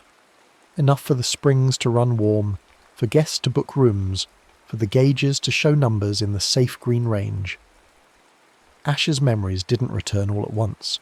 They heated slowly, like stones left in sun, regaining their warmth in pulses that came when he wasn't paying attention. He'd be running a trail and suddenly remember what heat shimmer on pavement felt like. Eating breakfast and the memory of warm bread would bloom with butter smell and steam. His father's hug before bed came with actual warmth one night a week later, and Ash held on longer than usual, feeling the heat transfer between them like they were stones in the same spring. Kiahi kept one of the scattered Timor crystals, the smallest size of a pebble.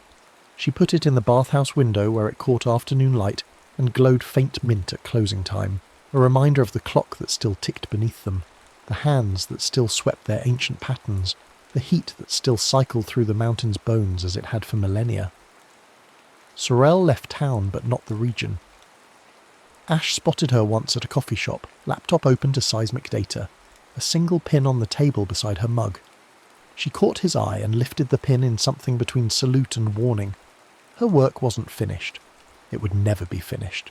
Not while mountains breathed and time flowed, and people like her saw cycles as problems to solve instead of rhythms to join. The bathhouse stayed open. The springs flowed warm, not hot, sustainable, fed by a volcano that had remembered how to breathe. And sometimes, on mornings when mist hung low in the valley, Ash would run up to where the closed barrier marked the trail's end, and he'd listen for the distant sound of basalt columns singing their slow measure, counting time in the language of stone and fire, a colossal clock that would tick long after human concerns had cooled to nothing. He never took the orb back. It sat on his desk, frost creeping across its surface, lines refracting into patterns he was learning to read. Not to use, just to watch. To remember that some things were meant to move in cycles, that warmth was precious because it faded, and that the truest way to save something wasn't to freeze it perfect, but to let it burn and cool and burn again, following its own deep rhythm until the mountain itself decided the time had come to sleep. Winter came early that year. The first snow fell in October, unusual for the region, and it dusted the rim of the basin in white that looked almost ceremonial against the black basalt. Ash made the climb on a Saturday when the bathhouse was full, and his parents were arguing again, though this time about whether to expand the soaking rooms or invest in better filtration. Good arguments, the kind that meant survival instead of surrender. Keahi met him at the closed barrier with thermoses of coffee, and that particular expression she wore when she'd been thinking dangerous thoughts in private and was ready to share them. "I've been timing the filaments," she said as they walked, "tracking them against lunar cycles, tidal patterns, seismic activity in the region. There's a correspondence. To what? Everything. The mountain isn't isolated. It's responding to pressure changes across the entire tectonic plate. When the filaments slow, it's because the whole system is redistributing energy. When they speed up, something's building somewhere else." Exactly. She pulled out her notebook, now full of graphs and calculations that looked more like art than science. Sorel was wrong about sustainability. You can't harvest from one node without affecting the whole network. But she was right that the mountain is cooling, just not dying, maturing. They reached the rim and looked down into the basin. The columns stood quiet in the weak winter light, their glow cracks barely visible, just the faintest pulse of orange threading through black stone. The ash fireflies were gone, dormant or migrated, leaving the air still and cold. Ash could feel the absence where the orb had been. He'd left it at home deliberately, afraid of the temptation to jump to see if the mountain's past held answers to its future. But standing here without it, he felt something else. A different kind of knowing, slower and deeper, the kind that came from watching instead of interfering. "It's teaching us its rhythm," Keahi said, "if we're patient enough to learn." They spent the afternoon documenting the basin's winter state. Keahi photographed the column formations from different angles, measuring shadows and estimating how the low sun would track across the lattice in different months. Ash walked the rings again, this time feeling for temperature gradients with his bare hands, mapping which seams held residual heat and which had gone cold. On the third ring he found something new, a column that had cracked vertically, the split no wider than his finger, and in that crack something grew.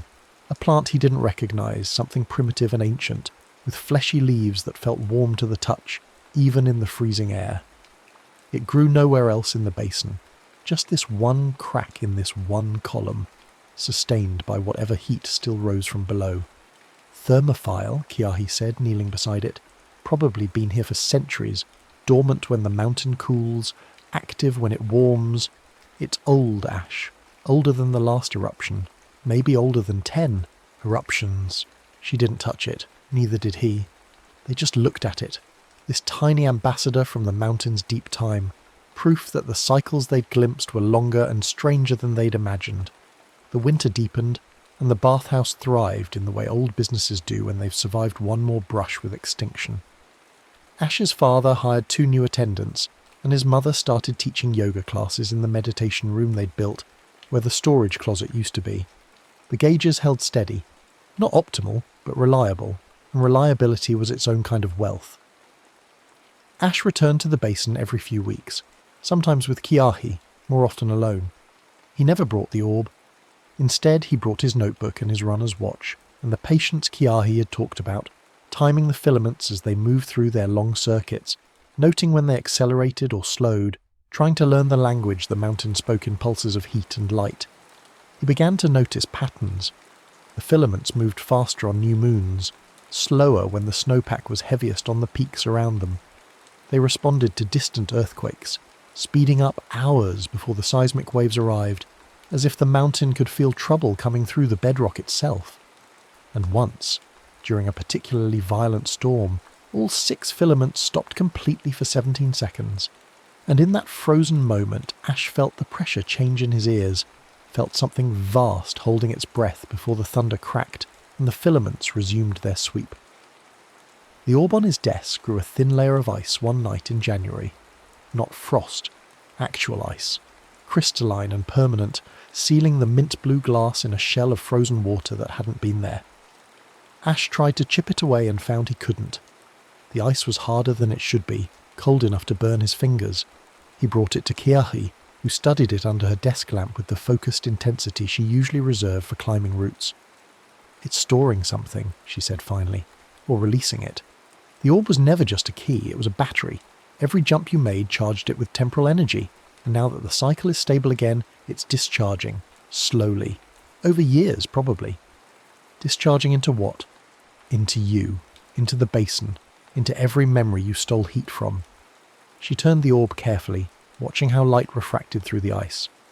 "This is how the mountain heals itself. Not all at once, in cycles so slow we're not built to perceive them." Ash took the orb back and set it in the window beside Keahi's time ore crystal. The two objects sat there like mismatched bookends, one freezing itself in layers, the other holding its stolen warmth in suspension. Together they glowed faint and strange at certain hours, and guests sometimes asked what they were, and Ash's mother would say they were art, geological samples, gifts from friends, whatever story felt true enough. Spring came late, but it came. The snow, retreated from the basin rim, and the thermophil in the cracked column bloomed with tiny red flowers that lasted 3 days before withering back to dormancy. The ash fireflies returned in April, rising from vents that had been sealed all winter, and their patterns were different now, more complex, as if they'd learned something in their long sleep beneath the stone. Ash made the climb on the spring equinox, early morning, the kind of light that makes everything look new-minted and full of promise. He reached the basin as the sun cleared the eastern peaks and saw something that stopped him at the rim. A seventh filament. It was thin, barely visible, threading through cracks in the outermost ring where no filament had moved before. Its glow was different too, not orange, but gold, pure and bright, tracing a path that spiraled inward toward the centre instead of sweeping around the rings. He watched it for an hour, timing its progress, and realised it was moving backward, counter to the other 6, unwinding instead of winding, following a route that the other filaments never touched. Keahi arrived before noon, summoned by his text, and they sat together watching the 7th hand trace its impossible course. "It's new," she said, "or it's been dormant and now it's active. Either way, the mountain is changing. Is that bad? I don't know. Change isn't good or bad, it just is." She marked the filament's position in her notebook, sketching its spiral path. "But it means the system is still evolving, still alive in ways Sorel never accounted for." They stayed until sunset, watching all 7 filaments move through their patterns, overlapping and separating in rhythms that seemed both random and deeply ordered. And when the light failed, and the columns began to sing their evening note, Ash felt something he hadn't felt since the night of the Hex Star. Not fear, not exactly. More like awe. The sense of standing at the edge of something vast and patient, something that would outlast his understanding and his life and the lives of everyone he knew. The bathhouse prospered. The town grew, carefully, in the way communities do when they've learned the difference between expansion and excess. New families moved in, drawn by the springs and the mountain and stories of the basin that sounded like myths but weren't, quite. The thermal boreholes stayed warm, the pressure held, and every night at closing time the time ore crystal in the window glowed its faint mint farewell, and the ice-sealed orb beside it reflected the light in patterns that shifted with the seasons. Ash graduated high school that spring. Keahi had already committed to a geology program on the mainland, her application essay about thermal temporal phenomena earning her a full scholarship and 3 interview requests from professors who thought she was kidding about the hex clock until she sent them her documentation. They'd both be leaving in the fall, moving toward futures that a year ago had seemed impossible when the gauges were dropping and bankruptcy loomed. But before they left, they made one final climb together. Late August, a week before Keahi's flight, they hiked up in the dark to reach the basin at dawn. They brought no equipment this time, no notebooks or cameras, just themselves and the question that had haunted them both all summer. The 7th filament had completed its inward spiral. It now threaded through the centre grate, moving through cracks they'd never seen before, illuminating chambers beneath the basin that the other 6 filaments never reached. Where it passed, the stone didn't tick. It hummed, a note so low they felt it more than heard it, vibrating up through their bones. "It's a reset," Keahi said. "Not for the mountain, for the clock itself. Every 100 years, maybe every 1,000, this 7th hand wins through and realigns everything, checks the mechanism, makes sure the cycle stays true." "How long does it take?" "Years, decades, Time enough for mountains. They sat at the centre, careful not to touch the grate where the seventh filament pulsed, and watched the sun rise over the basin. The ash fireflies emerged with the light, thousands of them, spiralling upward in columns that matched the pattern of the filaments below. Above them, the sky went pale blue, then gold, then the deep, brilliant azure that meant high pressure and clear weather, the kind of day that made you believe the world was stable even when you knew better. Ash's memories had warmed fully by then, all of them, heated slowly over months until even the oldest ones, childhood fevers, summer sunburn, his father's rare embrace, glowed with their original heat. But they were different now, richer, layered, as if the cooling and reheating had changed their structure, the way carbon under pressure becomes diamond. "We're not going to stop her," Ash said. "Sorrel, she's still out there, still researching. Eventually she'll find another site or she'll come back here with better equipment." "I know. And we're leaving. The mountain won't have us to watch it." "The mountain doesn't need us," Kiai said. "It never did. We just needed it to teach us what time actually means when you're not trying to stop it." They stayed until noon, until the heat grew too intense and they had to retreat to the shaded rim. From there they could see the whole basin, all 7 filaments moving through their intricate dance, and beyond it the town nestled in the valley with its rising steam and its surviving bathhouse and its people who still depended on heat they didn't fully understand.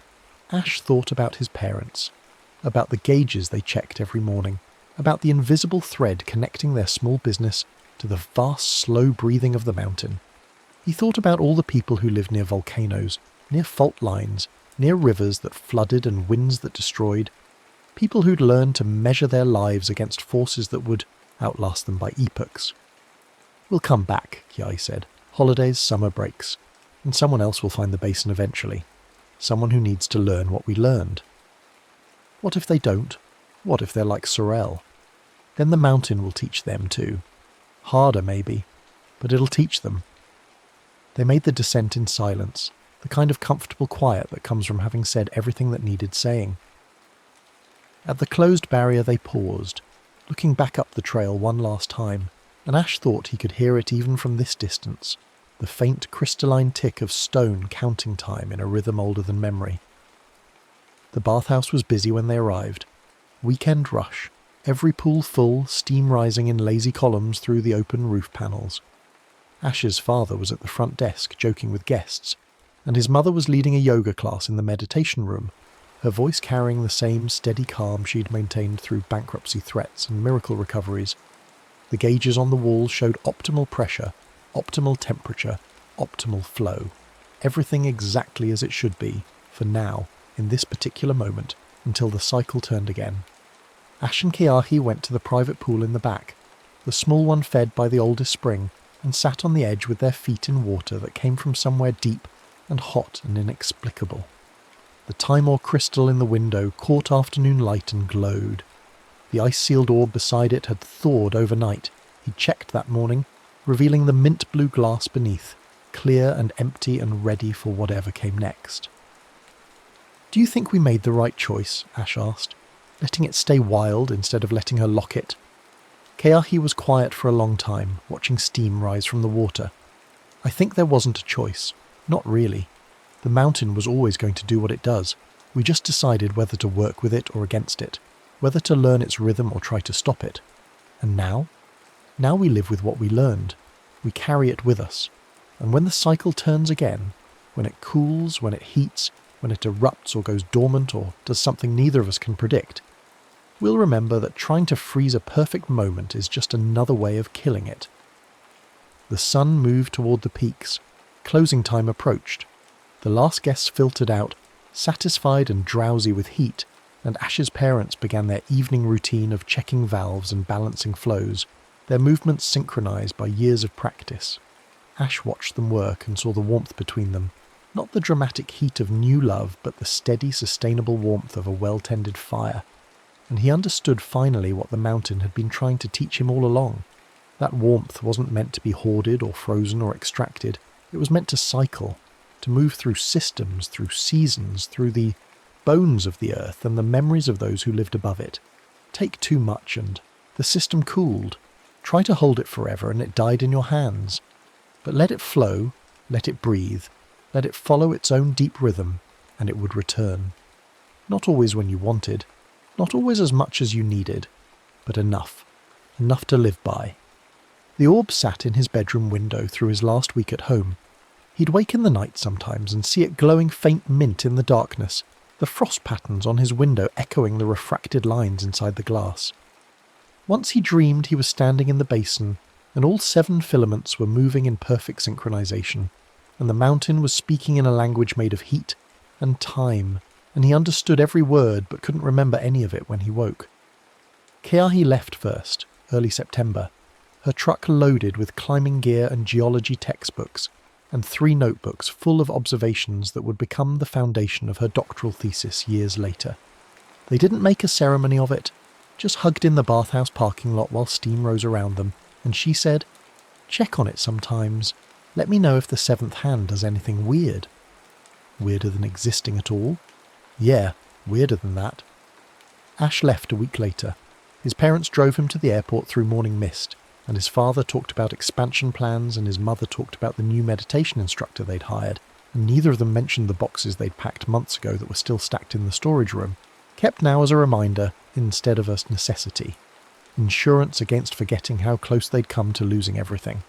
At the security checkpoint, his mother hugged him, and he felt the warmth of it, really felt it, the heat transfer from her body to his, and he knew he'd remember this one. It would stay warm in his memory because he wasn't stealing from it anymore, wasn't using it as fuel for impossible jumps through time, just letting it be what it was. A moment of warmth in a life full of cooling and heating, and the endless patient cycles between.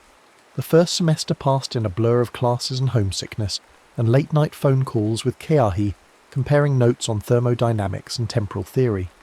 He studied environmental science with a focus on geothermal systems, and his professors were impressed by his practical knowledge, though puzzled by some of his questions about heat as a form of memory, about whether geological formations could hold time like batteries, about the relationship between extraction and stewardship. He didn't tell them about the basin. Some things weren't meant for academic papers or peer review. Some things were meant to be experienced directly, learned slowly, earned through patience and respect and the willingness to stand in the centre of something vast without trying to control it. Winter break brought him home to find the town subtly changed. A new hotel on the edge of the valley, built to capitalise on the thermal tourism that had grown since the spring stabilised. More visitors, more cars, more people asking questions about the geology and taking photos of the steam vents and wanting guided tours to places that didn't have names on maps. His father was wary but adaptable. "Growth is like heat," he said one night, checking the gauges that still held steady, still showed optimal numbers. Too much too fast and the system can't handle it, but the right amount at the right pace, that's just part of the cycle. Ash made the climb to the basin on Christmas Eve, alone this time, through fresh snow that made the trail treacherous and beautiful. The closed barrier had been reinforced, a new sign warning of unstable ground and thermal activity, but the wood was still old and he still knew how to slip past. The basin wore winter like a crown. Snow gathered on the column tops but melted in the cracks where heat still rose, creating patterns of white and black that looked almost deliberate. The 7 filaments moved through their courses unhurried, and the 7th hand had progressed another fraction of its inward spiral, now threading through depths Ash couldn't see from the rim. He sat for an hour, watching, timing, documenting nothing, just being present with the mountain's slow breathing. The ash fireflies were dormant, but he could feel them waiting in the stone, ready to emerge when the season turned. And in the deepest crack on the 3rd ring, the ancient thermophil showed the faintest hint of green, preparing for a spring that was still months away, but that the mountain already anticipated. Movement on the opposite rim made him look up. A figure standing in the trees, watching the basin with binoculars and what looked like surveying equipment. Too distant to identify, but the posture was familiar. The stillness of someone who'd learned to observe without interfering, to measure without taking. Sorrel, or someone like her. There would always be someone like her, someone who saw the basin and thought about what could be extracted, about how to freeze a perfect minute and harvest it forever. The mountain would have to teach them what it had taught Ash, or it would have to defend itself in the only way mountains knew how, by being patient, by outlasting human ambition, by continuing its cycles until everyone who wanted to stop them had turned to dust. Ash stood and made his way down carefully, leaving tracks in the snow that would melt by afternoon. At the bottom he looked back once and saw the figure still there, still watching, and he felt neither fear nor anger, just a kind of recognition. They were all students of the same vast slow teacher. Some would learn faster than others, some would learn too late, but the mountain would keep teaching, keep breathing, keep counting time in the language of stone and fire until time itself ran out. The spring semester brought new challenges and new understanding.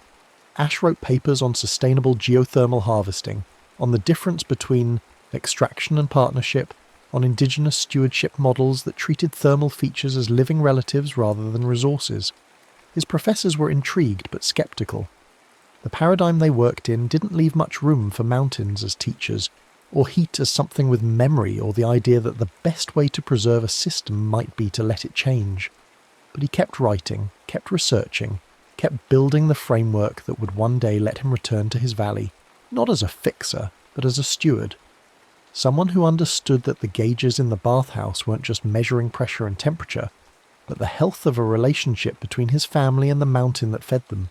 Someone who knew that sustainability wasn't about locking systems in place, but about learning to dance with their rhythms, to take only what you needed when the mountain was willing to give, to step back when the cycle turned toward conservation.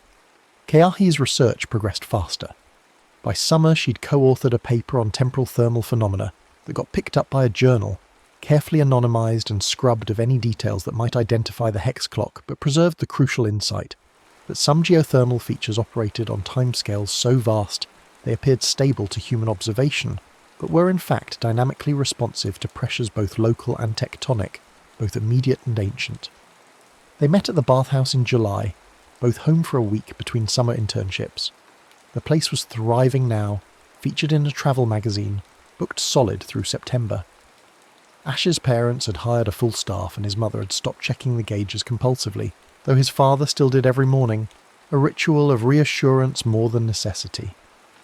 "It's holding," Ash said, watching his father's routine from the meditation room doorway. "It's more than holding," his father replied. "It's better than it was before the drop, steadier, like whatever was wrong worked itself out." "Or was worked out," Ash's mother added, joining them with tea that steamed in the morning cool. She looked at her son with an expression that suggested she knew more than she'd said, had pieced together the absences and the strange questions, and the way he'd come back different from his explorations. Sometimes things need to break before they can heal properly. Sometimes the fix isn't stopping the break, but letting it complete, and then tending what grows after. They made the climb together, all three of them, Ash and Keahi and one of his father's old friends who'd been a ranger before retirement, and who knew the mountain in ways that predated maps and GPS. He led them past the closed barrier without hesitation, and Ash realised the sign was as much performance as protection, keeping out the tourists who wouldn't respect what they found, while remaining permeable to those who would. The ranger stopped at the rim and gestured for silence. Below them the basin stretched in, its perfect hexagonal symmetry, and all 7 filaments were moving in a pattern Ash had never seen before. Not the usual separate paths, but woven together, intersecting and separating in a dance so complex it made his eyes water to follow. The ash fireflies had emerged in daylight, something he'd never witnessed, and they moved in formations that matched the filaments below, as above, so below, a correspondence between earth and air that suggested intelligence or purpose, or something that transcended both. "It does this sometimes," the ranger said quietly. "My grandfather brought me here when I was young, told me stories about the clock, about how it marked time not just for the mountain, but for the whole region. Said there were families who'd watched it for generations, passing down the knowledge of its rhythms, teaching their children to read what the filaments were saying." "What are they saying now?" Keahi asked. The ranger was quiet for a long time, watching the dance of light and ash. "That something's coming. Not an eruption. The mountain's not building toward that. Something else. A shift. The kind that happens every few hundred years when the tectonic plates adjust themselves. Won't be catastrophic. Won't even be noticeable to most people. But the mountain feels it coming, and it's preparing." "Should we warn people?" Ash asked. "Warn them of what? That the ground beneath them moves? They live on a volcano. They already know." The ranger smiled. No, what you do is watch, document, learn. So when the shift comes and people panic because their compasses read wrong for a week, or the springs change temperature or the trees lean different, you can tell them it's natural, part of the cycle, nothing to freeze or fix or fear.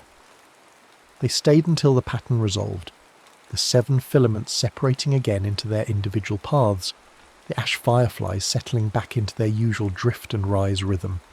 And when they descended, Ash felt something settle in his chest, a weight he'd been carrying without naming it finally easing into acceptance. He couldn't stop Sorel or people like her, couldn't prevent extraction or exploitation, or the 1,000 ways humans would try to harvest what should be honoured, but he could be present, could document and teach and pass down the knowledge of what he'd learned, could stand between the mountain and those who'd harm it, not with force but with understanding, offering an alternative to freezing perfect minutes, the choice to live inside cycles, to accept warmth and cooling both, to measure wealth not in what you held but in what you let flow through. The orb stayed on his desk through his college years, the ice shell gradually thinning as whatever it had stored continued to discharge. By graduation it was clear again, the mint blue glass visible, the refracted lines inside dormant but not dead, just waiting. Kiai's Timor crystal sat beside it in her dorm room, then her apartment, then her first office as a junior researcher, glowing faint at closing time wherever she was, a reminder of the basin and the mountain and the lesson they'd learned together. Ash returned home after graduation to work with his parents, learning the bathhouse business from foundation to roof, understanding it now as a collaboration with the mountain rather than an extraction from it. He took over checking the gauges each morning, reading them not just for numbers but for the story they told about the mountain's mood, its generosity, its need to conserve.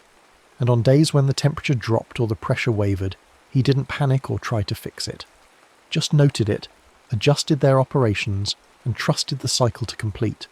Keahi got her doctorate and turned down positions at major universities to work with indigenous communities studying traditional thermal stewardship. She travelled to Iceland and New Zealand and Japan, everywhere volcanoes touched human lives, and everywhere she went she carried her notebooks and her understanding that some knowledge couldn't be extracted, only earned through relationship and time. They stayed in touch across years and distance, comparing notes, sharing observations, building between them a body of knowledge that existed outside academia, outside official channels, preserved instead in conversations and letters, and the occasional visit to the basin where it all began. Sorel published her own papers, technical and brilliant, proposing methods for sustainable geothermal harvesting that sounded reasonable until you understood what she meant by sustainable. Not cyclical, but static. Not flowing, but frozen. She got funding, built prototypes, tested them in places that couldn't teach her what the basin had tried to teach. Some of her projects succeeded in the short term, others failed catastrophically. And slowly, through trial and error and equations that never quite balanced, she began to learn what Ash and Kiahi had learned, that you couldn't separate time from heat, that extraction had costs beyond what thermodynamics predicted, that the mountain knew things human measurement couldn't capture. 20 years after Ash first climbed past the closed barrier, he brought his daughter to the basin. She was 7, curious and fearless like Kiahi had been, and she walked the rim without fear while ash fireflies spiralled around her, like she was one of the columns they used for navigation. "How many hands does it have?" she asked, pointing to the filaments that swept the cracks.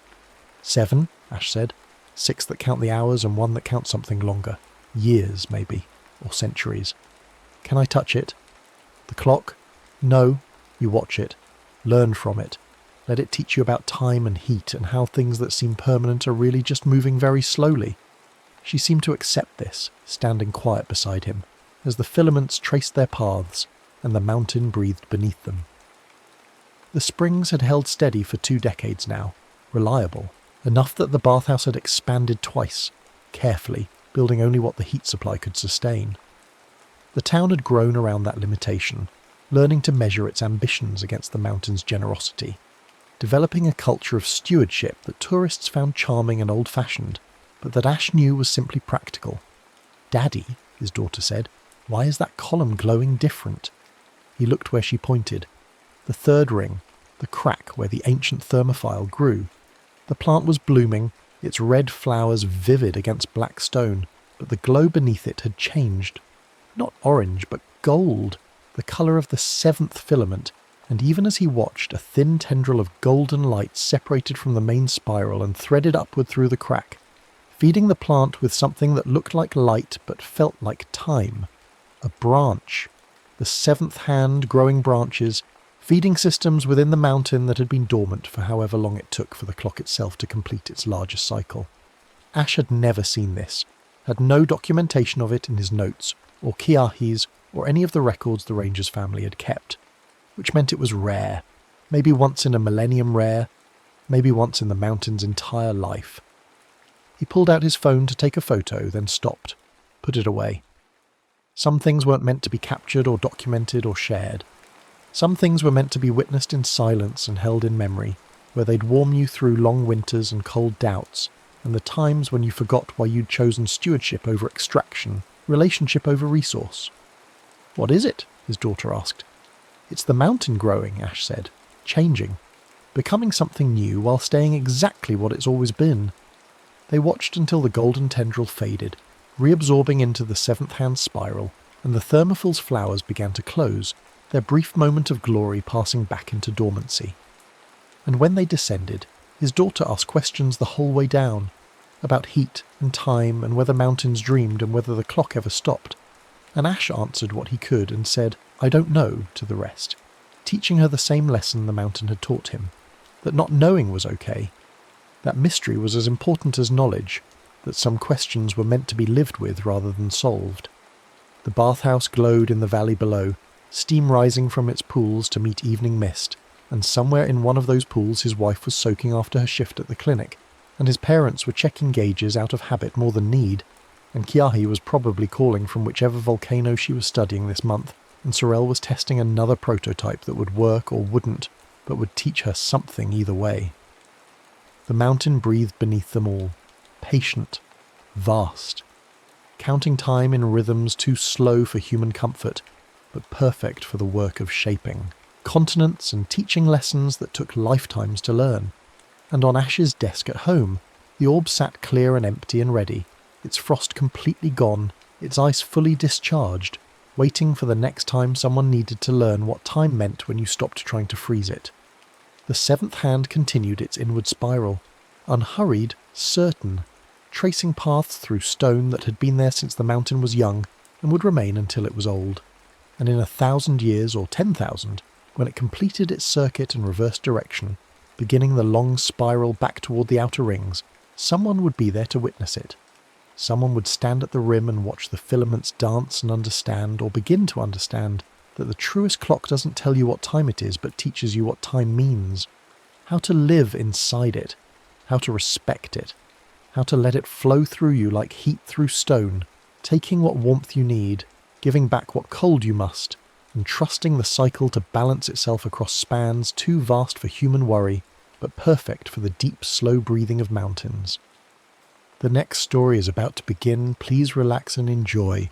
The storm had passed before moonrise, dragging its last grey curtains eastward across the channel. Koa felt the silence more than heard it, a sudden absence of howl and hammer that left his ears ringing.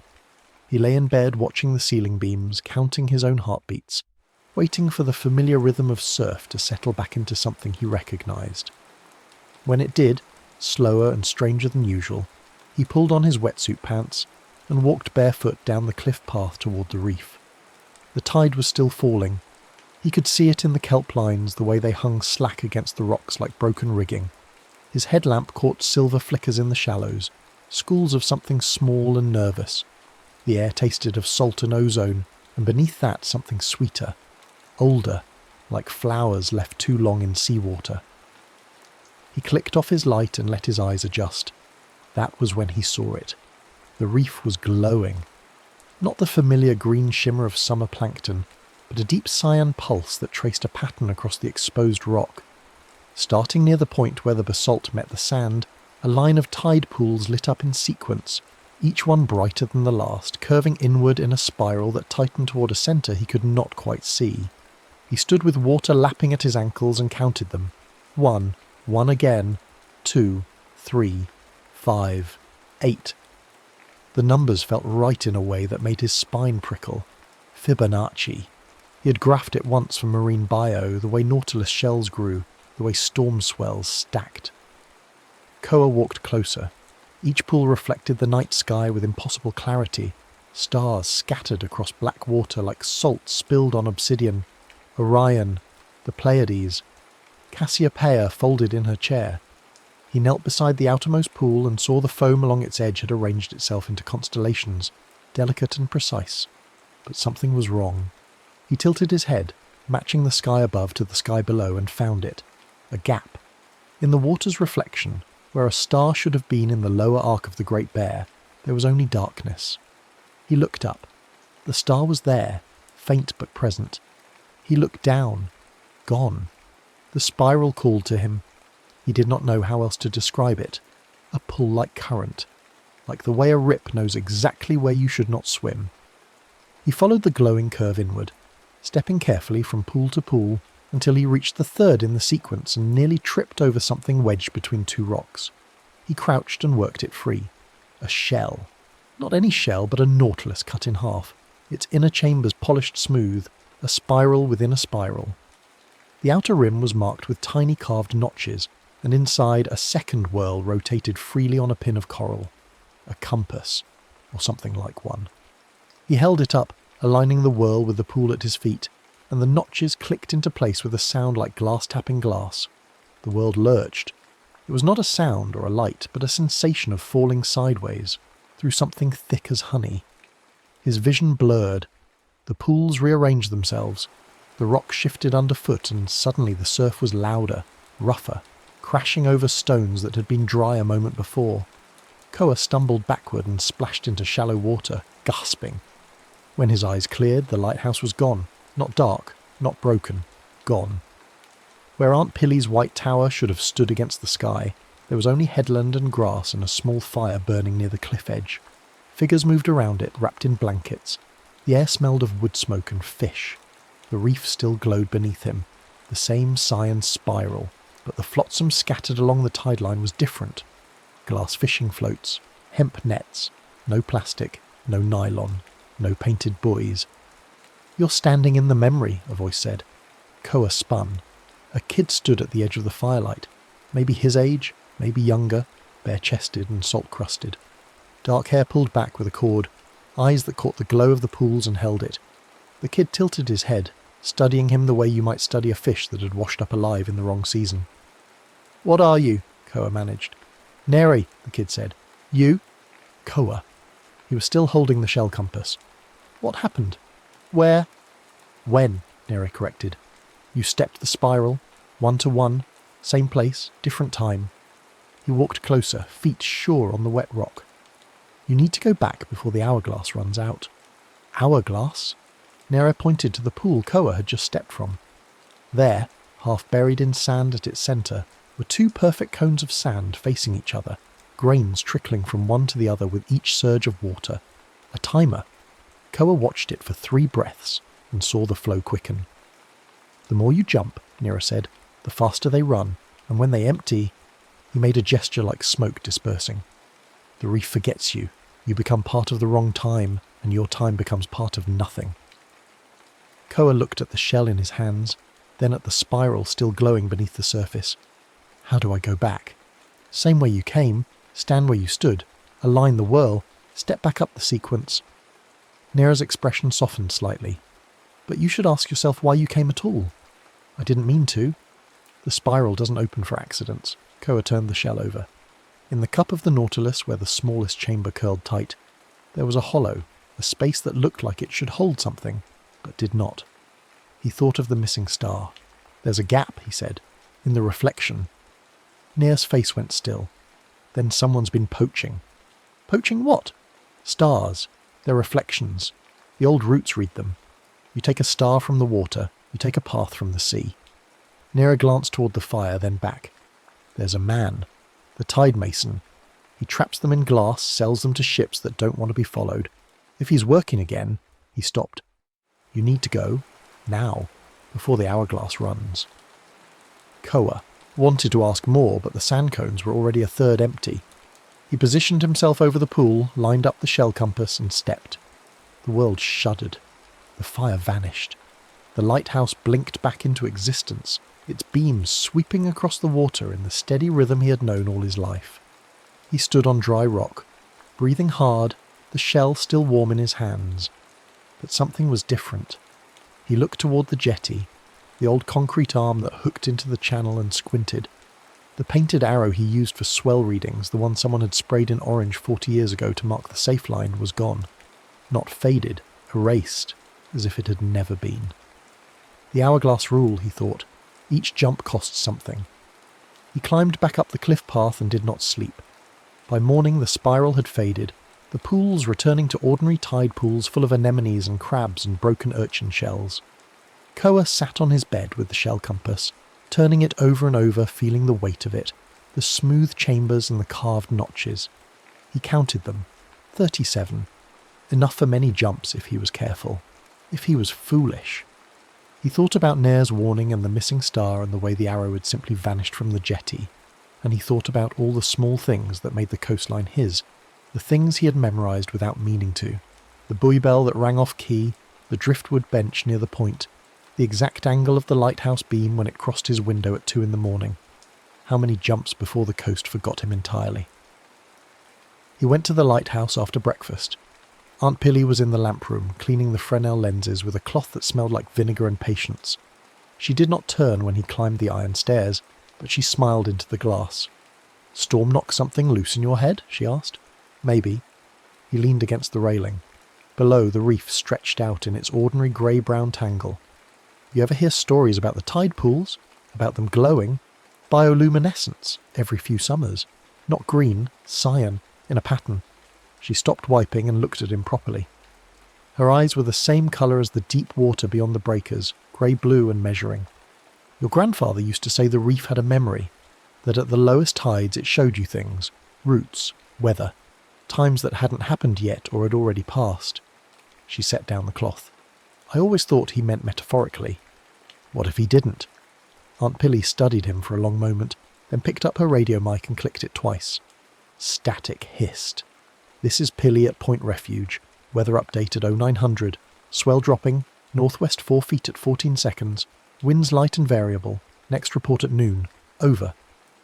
She hung the mic back on its hook. "If the reef's showing you something, Koa, you pay attention, but you don't go playing with things you don't understand. The ocean's got rules older than maps." He nodded and left, but he already knew he would not listen. The next low tide came after midnight. Koa was waiting. The spiral bloomed again, brighter this time, and he walked it with the shell compass in hand, memorising the angles, the distances, the exact placement of his feet. This time he stepped 2 pools in sequence. 1, 1, 2. The world bent. When it straightened, he was standing in daylight, the sun high and hot, the reef baking under a sky that was more white than blue. The year felt older, heavier. He saw a wooden marker half buried in sand near the waterline, carved with symbols he did not recognise. A current indicator. He memorised its position, the way it pointed, and then stepped back. The marker was gone in the present. So was the graffiti on the big rock near the beach access, the heart with initials he had seen every day for years. He tried 3 steps next. The world peeled back further. He stood in fog so thick he could barely see his own hands, and through the mist came the sound of hammers, men shouting, the groan of a crane. The lighthouse was half built, a skeleton of iron and timber, and crews worked the scaffold like spiders. He watched for as long as he dared, then returned. The driftwood bench was gone. 5 steps took him to an era of sail. The bay was crowded with ships, their masts like a burned forest. Nera was there, older this time, or maybe younger, standing with a group of elders who were reading the stars with sextants and string. They spoke a language Koa almost understood, and Nera taught him the old names for currents, the way to dead reckon when clouds hid the sky. Koa listened and learned and stepped back. The buoy bell did not ring anymore. It was still there. He could see it bobbing in the channel, but when the swell pushed it, there was only silence.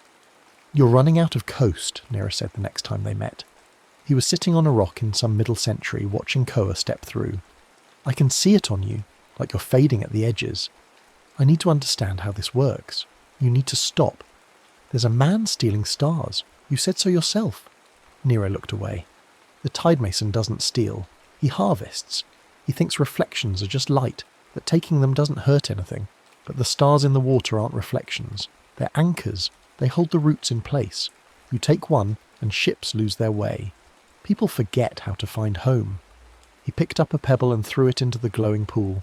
He's been doing it for longer than I've been alive. Maybe longer than anyone's been alive. He moves between times like you, but he's better at it. And he's got glass floats that trap the light. So we stop him.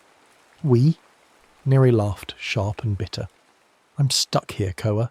This is my time. I can't leave it without a compass like yours, and even if I could, the reef would forget me faster than it's forgetting you. You want to stop him? You do it alone. But Koa heard the lie, in his voice, the want. The way Neri's eyes flicked to the shell compass, and then away. Come with me, Koa said. Neri hesitated. Then slowly he nodded. They saw the tide mason 3 jumps later. Koa had stepped to the 8th pool, Nera following on a second compass Koa had found wedged in the reef's heart when the skiff appeared. It moved wrong, cutting across the water at an angle that ignored the current, its wake stitched from multiple eras, foam that sparkled with impossible colours. The man at the tiller was tall and narrow, dressed in a coat that might have been salvaged from a dozen shipwrecks, buttons mismatched, fabric patched with sail canvas and oilskin. His face was sharp and patient, the face of someone who had learned to wait out storms by becoming part of them. Hanging from the skiff's rigging were glass floats, dozens of them, each one glowing faintly with trapped starlight. They clinked against each other with a sound like wind chimes made of ice. The tide mason saw them and smiled. He did not stop. Instead, he reached down into the water, fingers trailing across the surface of the pool that mirrored Koa's missing star, and when he lifted his hand, the reflection came with it, pulled free like silk from a loom. He folded it into a glass float, sealed it with a cork, and hung it among the others. The gap in the sky widened. Koa felt it like a tooth pulled, a sudden absence that made the whole reef shudder. "Hey!" Koa shouted, but the tide mason was already moving, his skiff sliding forward into a different time, the wake erasing itself as it went. Neri grabbed Koa's arm. "Don't chase him unprepared. He'll drown you in years." But the hourglass in the pool was spinning faster now, grains blurring, and Koa could feel the coast shrinking behind him. He turned to climb back up the cliff path and stopped. The path was shorter. Rocks he remembered were simply not there, as if the headland had been sanded down by centuries that never happened. At the lighthouse, Aunt Pilly's voice crackled over the radio. This is Peely at point, at..." Static swallowed her words. "Weather report. Swell. Bay name. I don't..." The transmission cut out. Koa ran. He burst into the lamp room and found Aunt Peely staring at a chart on the table, her finger tracing a coastline that was drawn wrong, too short, too smooth. Bays that should have names were labelled with question marks. "What is this?" she whispered. "He's taking the navigation," Koa said. "Someone's stealing it." "Who?" "The tide mason." She looked at him like he had started speaking in storm surge. "Koa, I know how it sounds, but it's real. The spiral, the jumps, the missing star. If I don't stop him, the whole coast will disappear. The reef will forget us, and we'll forget the reef, and none of this." He gestured at the lighthouse, the lenses, the carefully maintained beam that had guided ships for 100 years. None of this will have ever mattered. Aunt Pilly sat down. The chart. She walked to the window and looked out at the reef, the ordinary grey-brown reef that held no glow in daylight. And then she turned back to him. "What do you need?" "Time, and a way to triangulate the missing star. If I can get its angle from 3 positions, I can reconstruct the reflection and trap it back into the shell. But I need to do it at slack water, when the tide's breath holds still between ebb and flow." She checked her tide chart. "Slack's in 4 hours, just after dawn. Then I've got 4 hours to catch a man who can move through centuries. Not alone, you don't." She picked up 3 handheld signal mirrors from the emergency kit. These, reflective, waterproof, plant them at measured points, and you can bounce light between eras. Should work for starlight too. She pressed them into his hands. "And Koa, come back. I've already lost enough family to the ocean." He hugged her, quick and hard, and then he was running. The spiral was already glowing when he reached it, even though the sun had not yet set. Something was wrong with the timing. The hourglasses in every pool were spinning fast, grains flying, and the reef itself seemed to pulse, unstable, as if it could not decide which era it belonged to. Nair was waiting at the centre, his face grim. "He's reversing the sequence," Nair said, "running it backward. 8, 5, 3, 2, 1. It's pulling the tides out of order. If he finishes, the whole spiral collapses and everything it's holding in place, roots, memories, coastlines, goes with it. Then we stop him now." They stepped together, moving fast through the sequence, chasing the tide mason's wake through decades and centuries. The reef at night, phosphorescent and wild. The reef under a whaleboat's shadow in 1850, harpoons flashing. The reef in 1926, fogged and strange. A boardwalk built along its edge that would burn down before Koa was born. Each jump the hourglasses spun faster, and each return Koa felt his own time fraying. The painted arrow was not just gone, but forgotten. When he tried to picture it, the memory slipped away like water through his fingers. They found the tide mason at the spiral's centre. He was standing in a pool that had not existed before, or maybe had always existed, and they had simply never seen it. The glass floats hung around him, glowing with stolen stars, and in his hands was Koa's star, the missing piece, folded into light and glass and silence. "You're persistent," the tide mason said. His voice was calm, almost kind, but misguided. "These stars are wasted here, spilled across water that no one navigates anymore. I'm preserving them, selling them to people who remember how to use the old routes, who won't let the skills die." "You're erasing the routes," Koa said. "Every star you take makes the coast forget itself. The coast has no memory, only the people do, and they're forgetting anyway." The tide mason held up the float containing Koa's star. This is insurance. Power over weather, control of passages. It's worth more than the rocks it reflected on. It's not yours. Neither is it yours." The tide mason smiled. "But I'm willing to negotiate. Step aside, let me finish the reversal, and I'll leave you a coast. Small, stripped, but still there. Fight me, and the spiral closes with you inside it." Nair moved first. He had found a kelp line, thick and strong, and he whipped it around the skiff's rigging, yanking hard. The boat tipped. Glass floats tumbled, clinking, rolling across wet stone. Stars spilled from some, pouring back into the pools like luminous rain. The tide mason snarled and kicked Nair backward, then wrapped the kelp around Nair's wrists, binding him. Koa lunged. He grabbed for the float with his star, but the tide mason was faster, older, practiced. He shoved Koa toward the edge of the centre pool, where the water was deep and black and moved in ways that had nothing to do with tide. Koa felt himself tipping, the hourglass beside him almost empty, grains down to the last few. Then he remembered the mirrors. He pulled them from his pocket and threw one to Neri, who caught it left-handed and held it up despite the kelp binding his wrists. Koa planted the second mirror in a notch of rock at the pool's edge, angling it toward the sky. The third he held himself, tilting it until the geometry aligned. 3 points, 3 reflections, the missing star's angle reconstructed across eras and time. "Now!" he shouted. Nair angled his mirror. Light bounced. The star's reflection threaded from glass to water to sky to shell, and Koa caught it in the cup of the Nautilus, in that hollow chamber that had been waiting. He held his breath. The tide mason reached for him, but the water had already begun to change. The reflection solidified, clicking into place like a key in a lock, and above them the gap in the constellation sealed shut. The sky snapped whole. The glass floats shattered. One by one they cracked, releasing stars in a rush of cyan light that poured back into the pools, back into the roots, back into memory.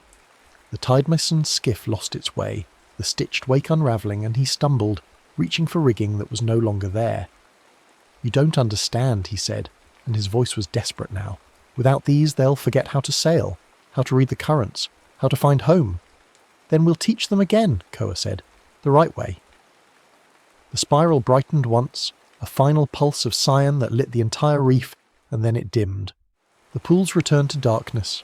Slack water arrived, breath held between ebb and flood, and Koa exhaled slowly, standing in the centre with the shell compass in his hands, and the star's reflection warm in its cup. The world steadied. When he opened his eyes, he was back in his own time, the lighthouse beam sweeping across the water in its familiar rhythm. Aunt Peely's voice crackled over the radio, clear and strong. "This is Peely at Point Refuge. Weather at 600. Swells up, kiddo. Winds northwest 15. Over." Koa looked toward the jetty. The painted arrow was back, faint but there, like something remembered after a long dream. The buoy bell rang, its tone slightly different than before, but true. The driftwood bench sat in its spot near the point, weathered and patient. He walked to the cliff edge and found a cairn of shells, carefully stacked above the tide line. When the light hit it right, its shadow pointed straight to where the spiral began. Near's mark. A message. In his pocket, the shell compass was still warm, and beside it, a small shard of glass, smooth and always rolling, glowing faintly with a light that had no business existing in any single era. Proof. Warning. Memory. Koa stood on the rocks and watched the tide turn. The reef stretched out before him, ordinary and eternal, holding its secrets beneath foam and stone, and the patient weight of water that had always known how to keep time. He thought about the hourglasses, the grains still trickling somewhere beneath the surface, and he thought about all the small things that made a coastline home, the bells, the arrows, the exact angle of light at dawn. He would not step the spiral again, not unless he had to, but he kept the compass, and he kept the glass, and when the moon went dark and the tide pulled low, he walked the reef and counted the pools in sequence, making sure they were all still there. 1, 1, 2, 3, 5, 8, 13. The numbers felt right, the way a wave feels right when you catch it at the perfect moment, the way home feels when you have been away too long and return to find it exactly as you left it, except for the small ways it has changed, the small ways it has remembered you. The tide mason was gone, his skiff scattered across eras that would not hold him, but the roots remained, written in starlight and salt, in the memory of a reef that glowed cyan at the lowest tides and whispered old names to anyone patient enough to listen. Koa listened, and the coast, for now, remembered. The next story is about to begin. Please relax and enjoy. The quarry woods smelled of limestone dust and wild mint the evening Leo first saw the light. Not lamplight, not headlights threading through the pines, but something older, something that pulsed like a heartbeat seen through closed eyelids. He'd been skating the empty lot behind the rail depot, grinding the same cracked curb over and over, trying to wear the afternoon down to nothing, trying not to think about the note folded in his pocket. Had to go, you understand. Dad. He didn't understand. But the light called anyway. Leo kicked his board into his hand and followed the glow down a deer path he'd never noticed before. Though he'd mapped these woods 100 times in his notebooks, every trail and sinkhole and moss-slick boulder rendered in careful pencil. The light grew warmer as he descended, and the air changed, thickened with something sweet and green that made his chest ache. At the bottom of a limestone sink ringed by elderflower and wild grapevine stood a tree. No, not a tree. The tree. Its trunk was massive, wide as a bus laid sideways, and the bark shimmered like dark vellum stretched over something alive and luminous. Where other trees wore bark in rough plates or peeling strips, this one bore rings, concentric circles etched so fine they seemed carved by a jeweller's hand, each one marked with faint numerals that glowed when Leo's shadow crossed them. 2024, 2023, 2022. The numbers spiralled inward toward the heartwood, backward through decades, perhaps centuries. The branches overhead spread like bronze filigree, and from them hung leaves shaped like tiny hourglasses, sand trickling grain by grain, flipping over when the last fell through. And the fruit. God, the fruit. They hung heavy among the leaves, orbs the size of grapefruits that pulsed with inner light. Some glowed pale mint green, others burned soft gold, still others smouldered ember orange or shone cold winter blue. Fireflies spiralled around them, drunk on the sap that wept from the bark in luminous beads, and the whole grove hummed with a sound like wind through glass chimes. Leo's hand moved before his mind caught up. He reached for a golden orb, heavy and warm in his palm, and touched his fingertips to the ring marked 2018. The world folded. He stood on a sidewalk he knew, sunlight thick as honey, the smell of hot asphalt and somebody's sprinkler going full blast in the yard behind him.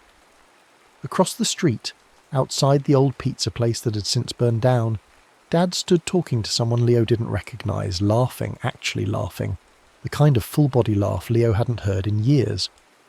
Dad looked younger, lighter. The weight hadn't settled into his shoulders yet. The shadow hadn't crept behind his eyes.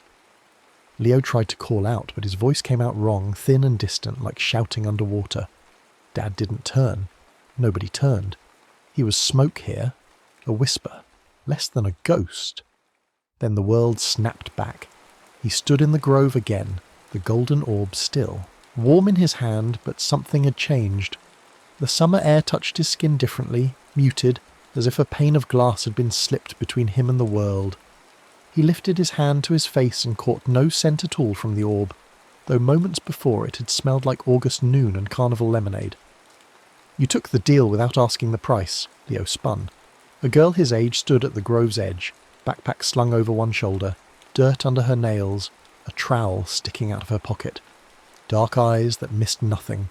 Aya from his biology class, the one who grew ghost orchids in mason jars and knew the Latin names of every weed in the parking lot. "I didn't take anything," Leo said, but his voice sounded hollow even to himself. "You jumped," Aya said, stepping closer, studying him the way she studied plants, methodically, patiently, looking for the pattern. "Which year?" "How do you—" "I've been tracking the grove for 3 months.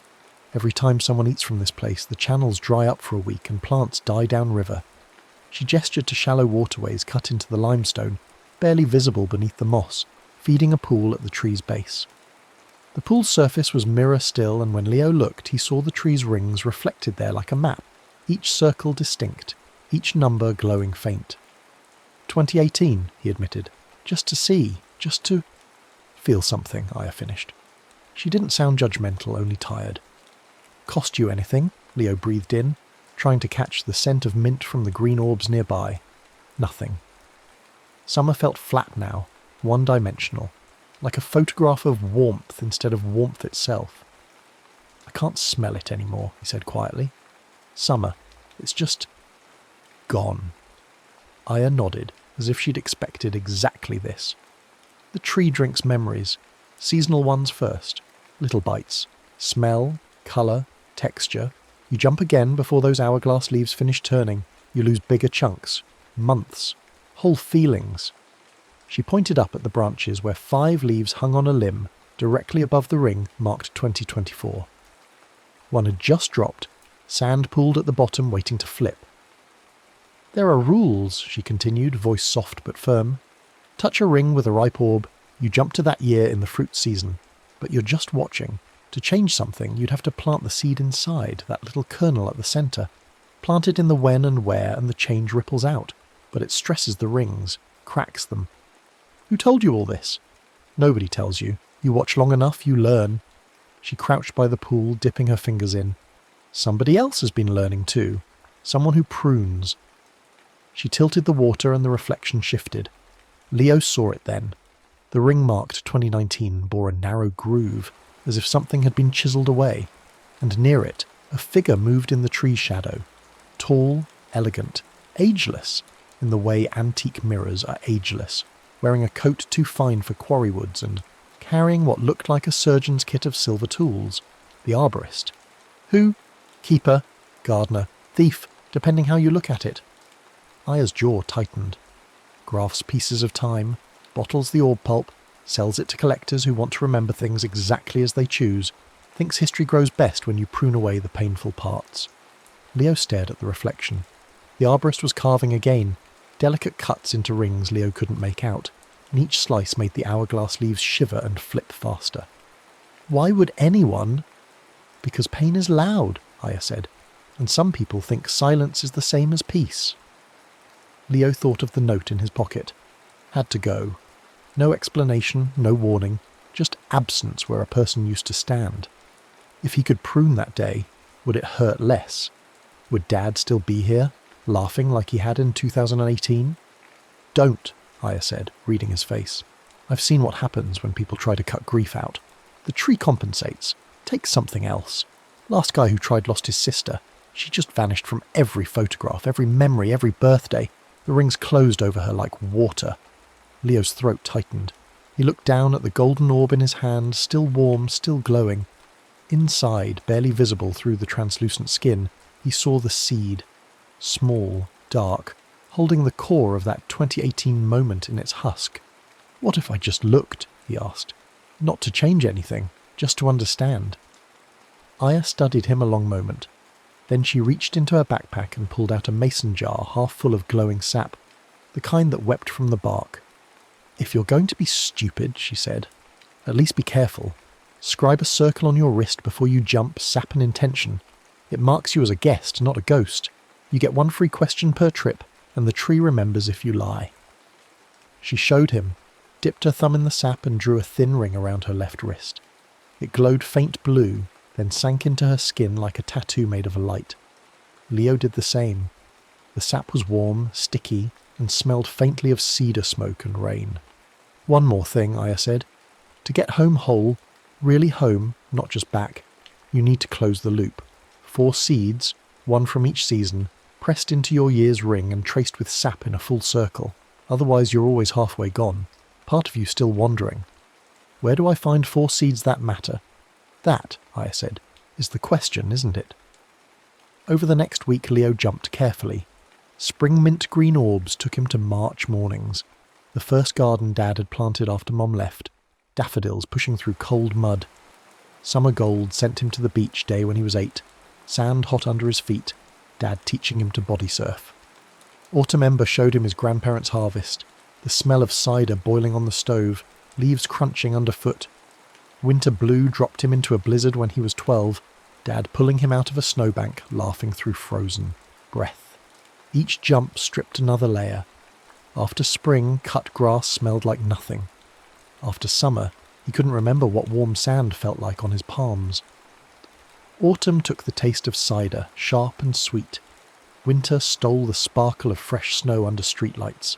But he gathered the seeds, pocketed them carefully, each one a kernel of the core moment, the heart of the season. 4 small dark things that thrummed with potential. Aya met him each dawn, checking his eyes, his pulse, making sure he wasn't fading. You're holding, she said after the 4th jump, barely. I just need to plant them, Leo said, though his voice sounded strange, flattened. The world around him had lost texture. Food tasted like cardboard. Music was just organised noise. He moved through days like a figure in a snow globe, sealed behind glass. Not yet, Aya warned. The arborist's been busy. She showed him the pool. The rings had changed. Whole years were missing. 2003, 2011, 2017. Pruned so cleanly the tree had closed over them like scar tissue. On Main Street, the town mural now showed a different dedication date. The old stone bridge everyone used as a landmark had vanished from directions, from maps, from memory. Only Leo and Aya, marked by the grove's sap, still remembered it had existed. 3 painful years, Aya said quietly. Town votes, budget cuts, people leaving. He's rewriting it into something prettier. Can he do that? He is doing it. The nights grew strange after that. Leo would wake to find his notebooks altered. Whole pages of maps showing streets that no longer led anywhere. Parks that had been replaced by blank spaces labelled only municipal easement, in his own handwriting he didn't remember making. At school, teachers stumbled over attendance, uncertain why certain desks sat empty, when no one could recall the students who'd once filled them. The erasure was spreading, quiet as rot, steady as rust. Aya began documenting everything. She photographed street signs, copied down plaques, pressed flowers from gardens that might vanish overnight. Her bedroom became an archive of a town slowly forgetting itself, and she carried a shoebox of evidence everywhere, convinced that memory preserved in multiple forms might resist the pruning. It's not just years, she told Leo one afternoon in the grove, crouched beside the reflection pool with her phone out, comparing a photograph of Main Street to what the water showed. He's taking moments within years now. Selective cuts. My mum's bakery closed in 2015. I remember the going out of business sale, remember carrying home the last loaves. But look, she showed him the reflection. The ring for 2015 was smooth, unblemished. In the image on her phone, the bakery had simply never existed. In its place stood a dry cleaner that looked decades old, its sign weathered as if it had always been there. "That's not possible," Leo whispered. "The tree makes it possible, and the arborist makes it permanent." Aya's hands shook as she put the phone away. He's not just pruning pain anymore, he's curating, deciding what version of the town gets to be real. That night, Leo followed the firefly sap deeper into the grove than he'd gone before, past the reflection pool to where the limestone channels fed from an underground spring. The water there ran clearer, colder, and when he knelt beside it, he could see farther down into the rings than the pool allowed. The tree's heartwood was visible here, a core of pale wood marked with the oldest years, 1847, 1823, numbers barely legible wrapped in shadow. Something glinted in the water. Leo reached in, fingers going numb, and pulled out a shard of glass no bigger than his thumbnail. It was warm despite the cold spring, and when he held it to the moonlight, he saw an image trapped inside. A woman in an old-fashioned dress standing beside a sapling, hand pressed to its trunk, mouth open, as if singing or crying or both. This sapling was unmistakably the timeline tree, young and thin, its first rings just forming. "She was the first arborist," a voice said behind him. Leo spun, dropping the shard back into the water. The current man stood there, coat buttoned against the night chill, silver tools clinking softly in his pockets. "Before me, before a dozen others," the arborist continued, stepping closer, eyes fixed on the spring. "She planted the tree from a seed given her by someone she loved, someone who died badly, painfully in a year she wanted to forget. The tree grew from that grief, fed on it, and she learned what I've learned, that time is a garden and gardens must be tended. By cutting out what you don't like," Leo's voice was steadier than he felt, "by preventing overgrowth, by stopping the invasive vines of trauma from choking everything beautiful." The arborist crouched beside the spring, trailing his fingers through the water. "That bakery Aya mourns? It failed because the owner's son died. Overdose. The whole family crumbled. The building sat empty for 2 years, windows broken, graffiti, despair. I removed it. Now there's a dry cleaner, steady work, no tragedy. Better, yes? It's not real. It's more real. Memory without pain, history without scars." The arborist stood, and his agelessness suddenly seemed less like beauty and more like absence, as if time had given up trying to touch him. "I'm offering you the same mercy, Leo. Let me prune the year your father left. He'll wake tomorrow in your house, making breakfast, whole and happy. You'll remember him that way, only that way. And what gets erased to make room? Does it matter? 3 small rings, years no one cherishes." Leo thought of Aya's shoebox, her photographs, her pressed flowers. Someone had cherished those years. Someone always did. The painful ones maybe most of all, because they were the years that taught you what mattered, what was worth holding, worth fighting for.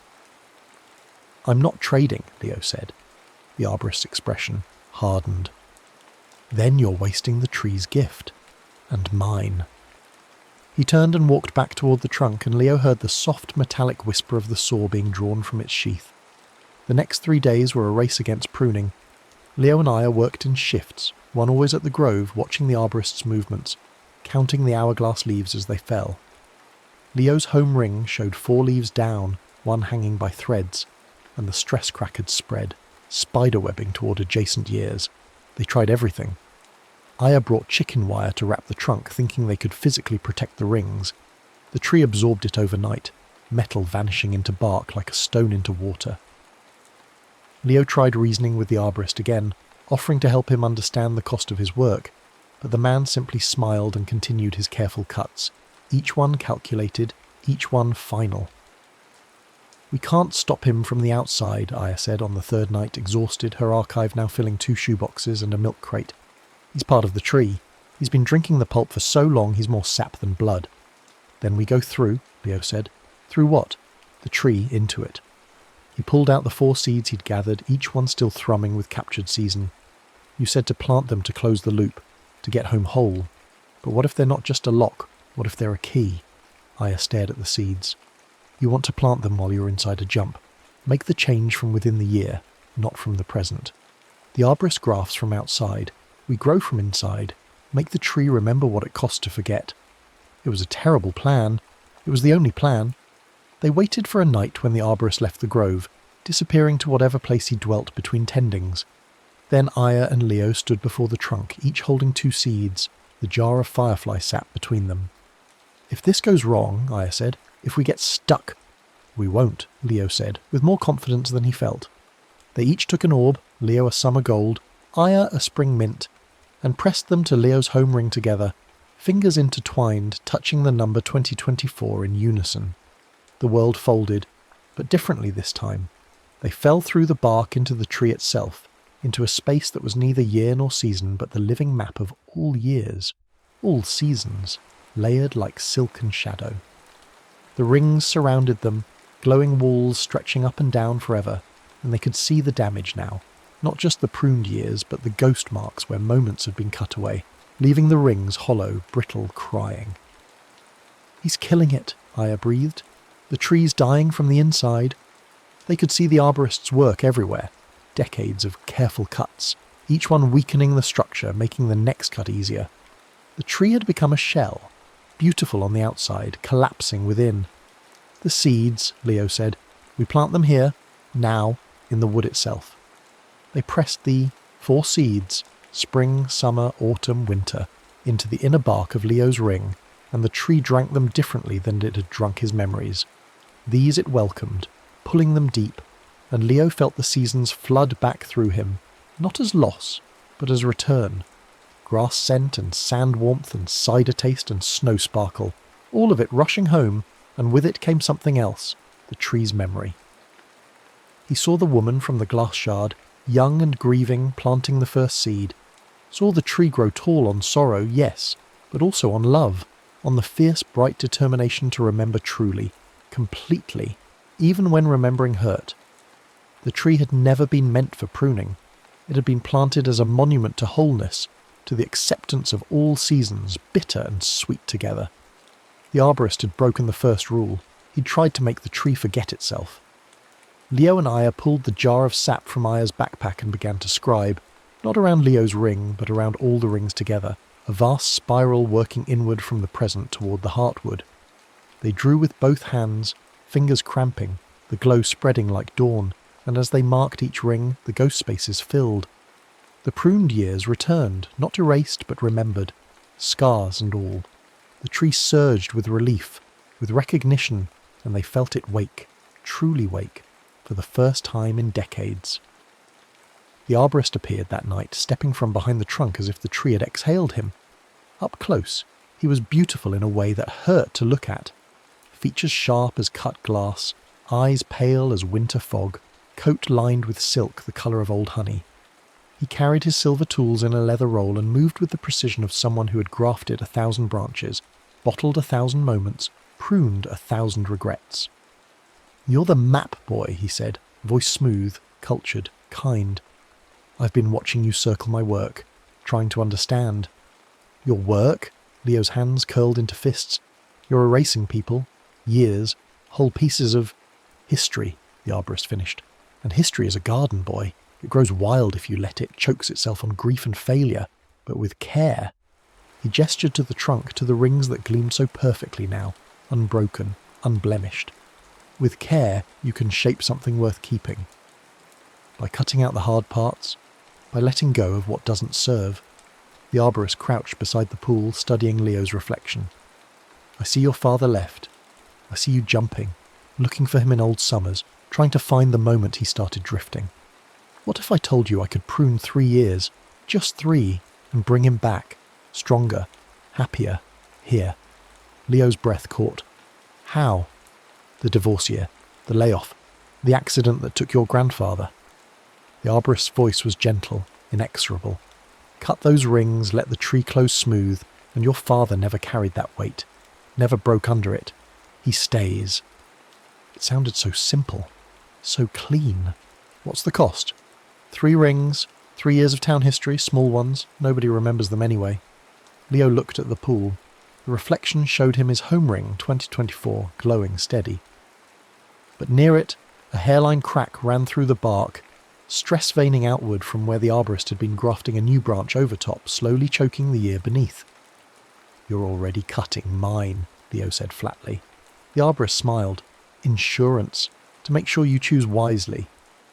Aya appeared at the grove's edge, breathless, holding a glass flask half full of stolen orb pulp, glowing gold. "Leo, don't..." Roots erupted from the ground like striking snakes, vine-wrapped and fast, snaring her legs, her wrists, pulling her down into the moss. She cried out, the flask tumbling, shattering against stone. Pulp soaked into the earth, and the hourglass leaves overhead spun wild, flipping again and again. "Stop!" Leo lunged, but the arborist raised one hand and the roots tightened. "Choose, boy. 3 rings for your father, or watch your year split. When 5 leaves fall from your branch, the ring fractures. Streets vanish. Names fade. You become a boy from a place that doesn't exist." 4 leaves had already fallen. One hung by a thread, sand racing through its narrow throat. Leo's mind raced. 4 seeds. 4 seasons. If he could plant them, trace the circle, close the loop. But Aya was caught. The arborist was moving, pulling a silver saw from his kit, stepping toward Leo's home ring with the calm focus of a surgeon. "I won't trade years," Leo said, voice shaking. "Not mine, not anyone's." "Then you'll lose them anyway." The arborist set the saw to bark and the tree screamed, a sound like wind through 1,000 empty rooms, like glass cracking under ice. The hourglass leaves flipped faster. The 5th leaf on Leo's branch trembled. Leo looked at the 4 seeds in his palm: spring, summer, autumn, winter. He'd gathered them across time, across loss, across the slow, beautiful ache of remembering. They were heavy with meaning, dense as collapsed stars. If he planted them wrong, in the wrong year, the wrong place, they'd warp the rings further, fracture more leaves, unmake more than they saved. But if he planted them right... Aya caught his eye through the roots, mouthing something. Canopy, circle, sap. Leo understood. He shoved the seeds in his pocket, grabbed the golden orb still glowing on the moss, and ran for the trunk. The arborist turned, saw him coming, moved to block. But Leo was a skater. He knew how to slip past obstacles, how to ride momentum into impossible spaces. He ducked under the reaching hand, jumped, caught the lowest branch and hauled himself up. The tree welcomed him. Bark under his palms was warm, alive, rough as a father's hand. He climbed fast, breath burning, arms screaming, up through the bronze filigree toward the canopy where the hourglass leaves hung like a constellation of falling time. Wind rose, howling through the grove, whipping the branches. Below, the arborist shouted something Leo couldn't hear over the roar. At the crown, Leo tied the 4 seeds onto a length of torn shoelace. Spring, summer, autumn, winter, and looped it around his wrist. The reflection pool was a silver coin far below, the rings glowing bright as welding sparks. His home ring, 2024, pulsed at the trunk's southern quarter, cracked but still whole. He needed to touch each cardinal direction, needed to close the circle. Leo gripped a swaying branch thick as his waist and began to move, pendulum wide, riding the wind's rhythm. He stretched out, east first, pressed the spring seed to the ring's eastern edge. The bark drank it, pulled it inside, and he felt the ghost memory of wet earth, of daffodils breaking through. He smeared sap in a glowing arc marking the curve. The hourglass leaves slowed, west next. Leo swung hard, momentum carrying him across the crown. The summer seed pressed home, and for one fractured instant he felt sand again, hot and real under his palms, his father's laugh rising over the surf. Another arc of sap blazing gold. South, the autumn seed. He tasted cider, sharp and sweet, heard leaves crunching under boots that were his and also his grandfather's. The sap glowed ember red. North, the final seed. Winter, the hardest. He reached, stretched, fingertips just brushing the bark, and the branch cracked. He fell, caught himself one-handed on a thinner limb that bent, then held. Leo dangled, breath gone. The winter seed clutched against his ribs. Below, the arborist's saw screamed through wood. The 5th leaf hung by a single grain of sand. Aya's voice, hoarse and fierce. Plant it, Leo! He swung himself up, back, knees, hands, and lunged, pressing the winter seed to the northern ring so hard his knuckles split. Cold flooded through him, crystalline and pure, the memory of snow sparking under streetlights, his father pulling him out of the drift, alive and laughing and there. Leo traced the final arc of sap completing the circle. The hourglass leaves froze, flipped together all at once in perfect unison. The tree surged, roots exploded from the ground, surging upward, wrapping the arborist's graft branch and tearing it free.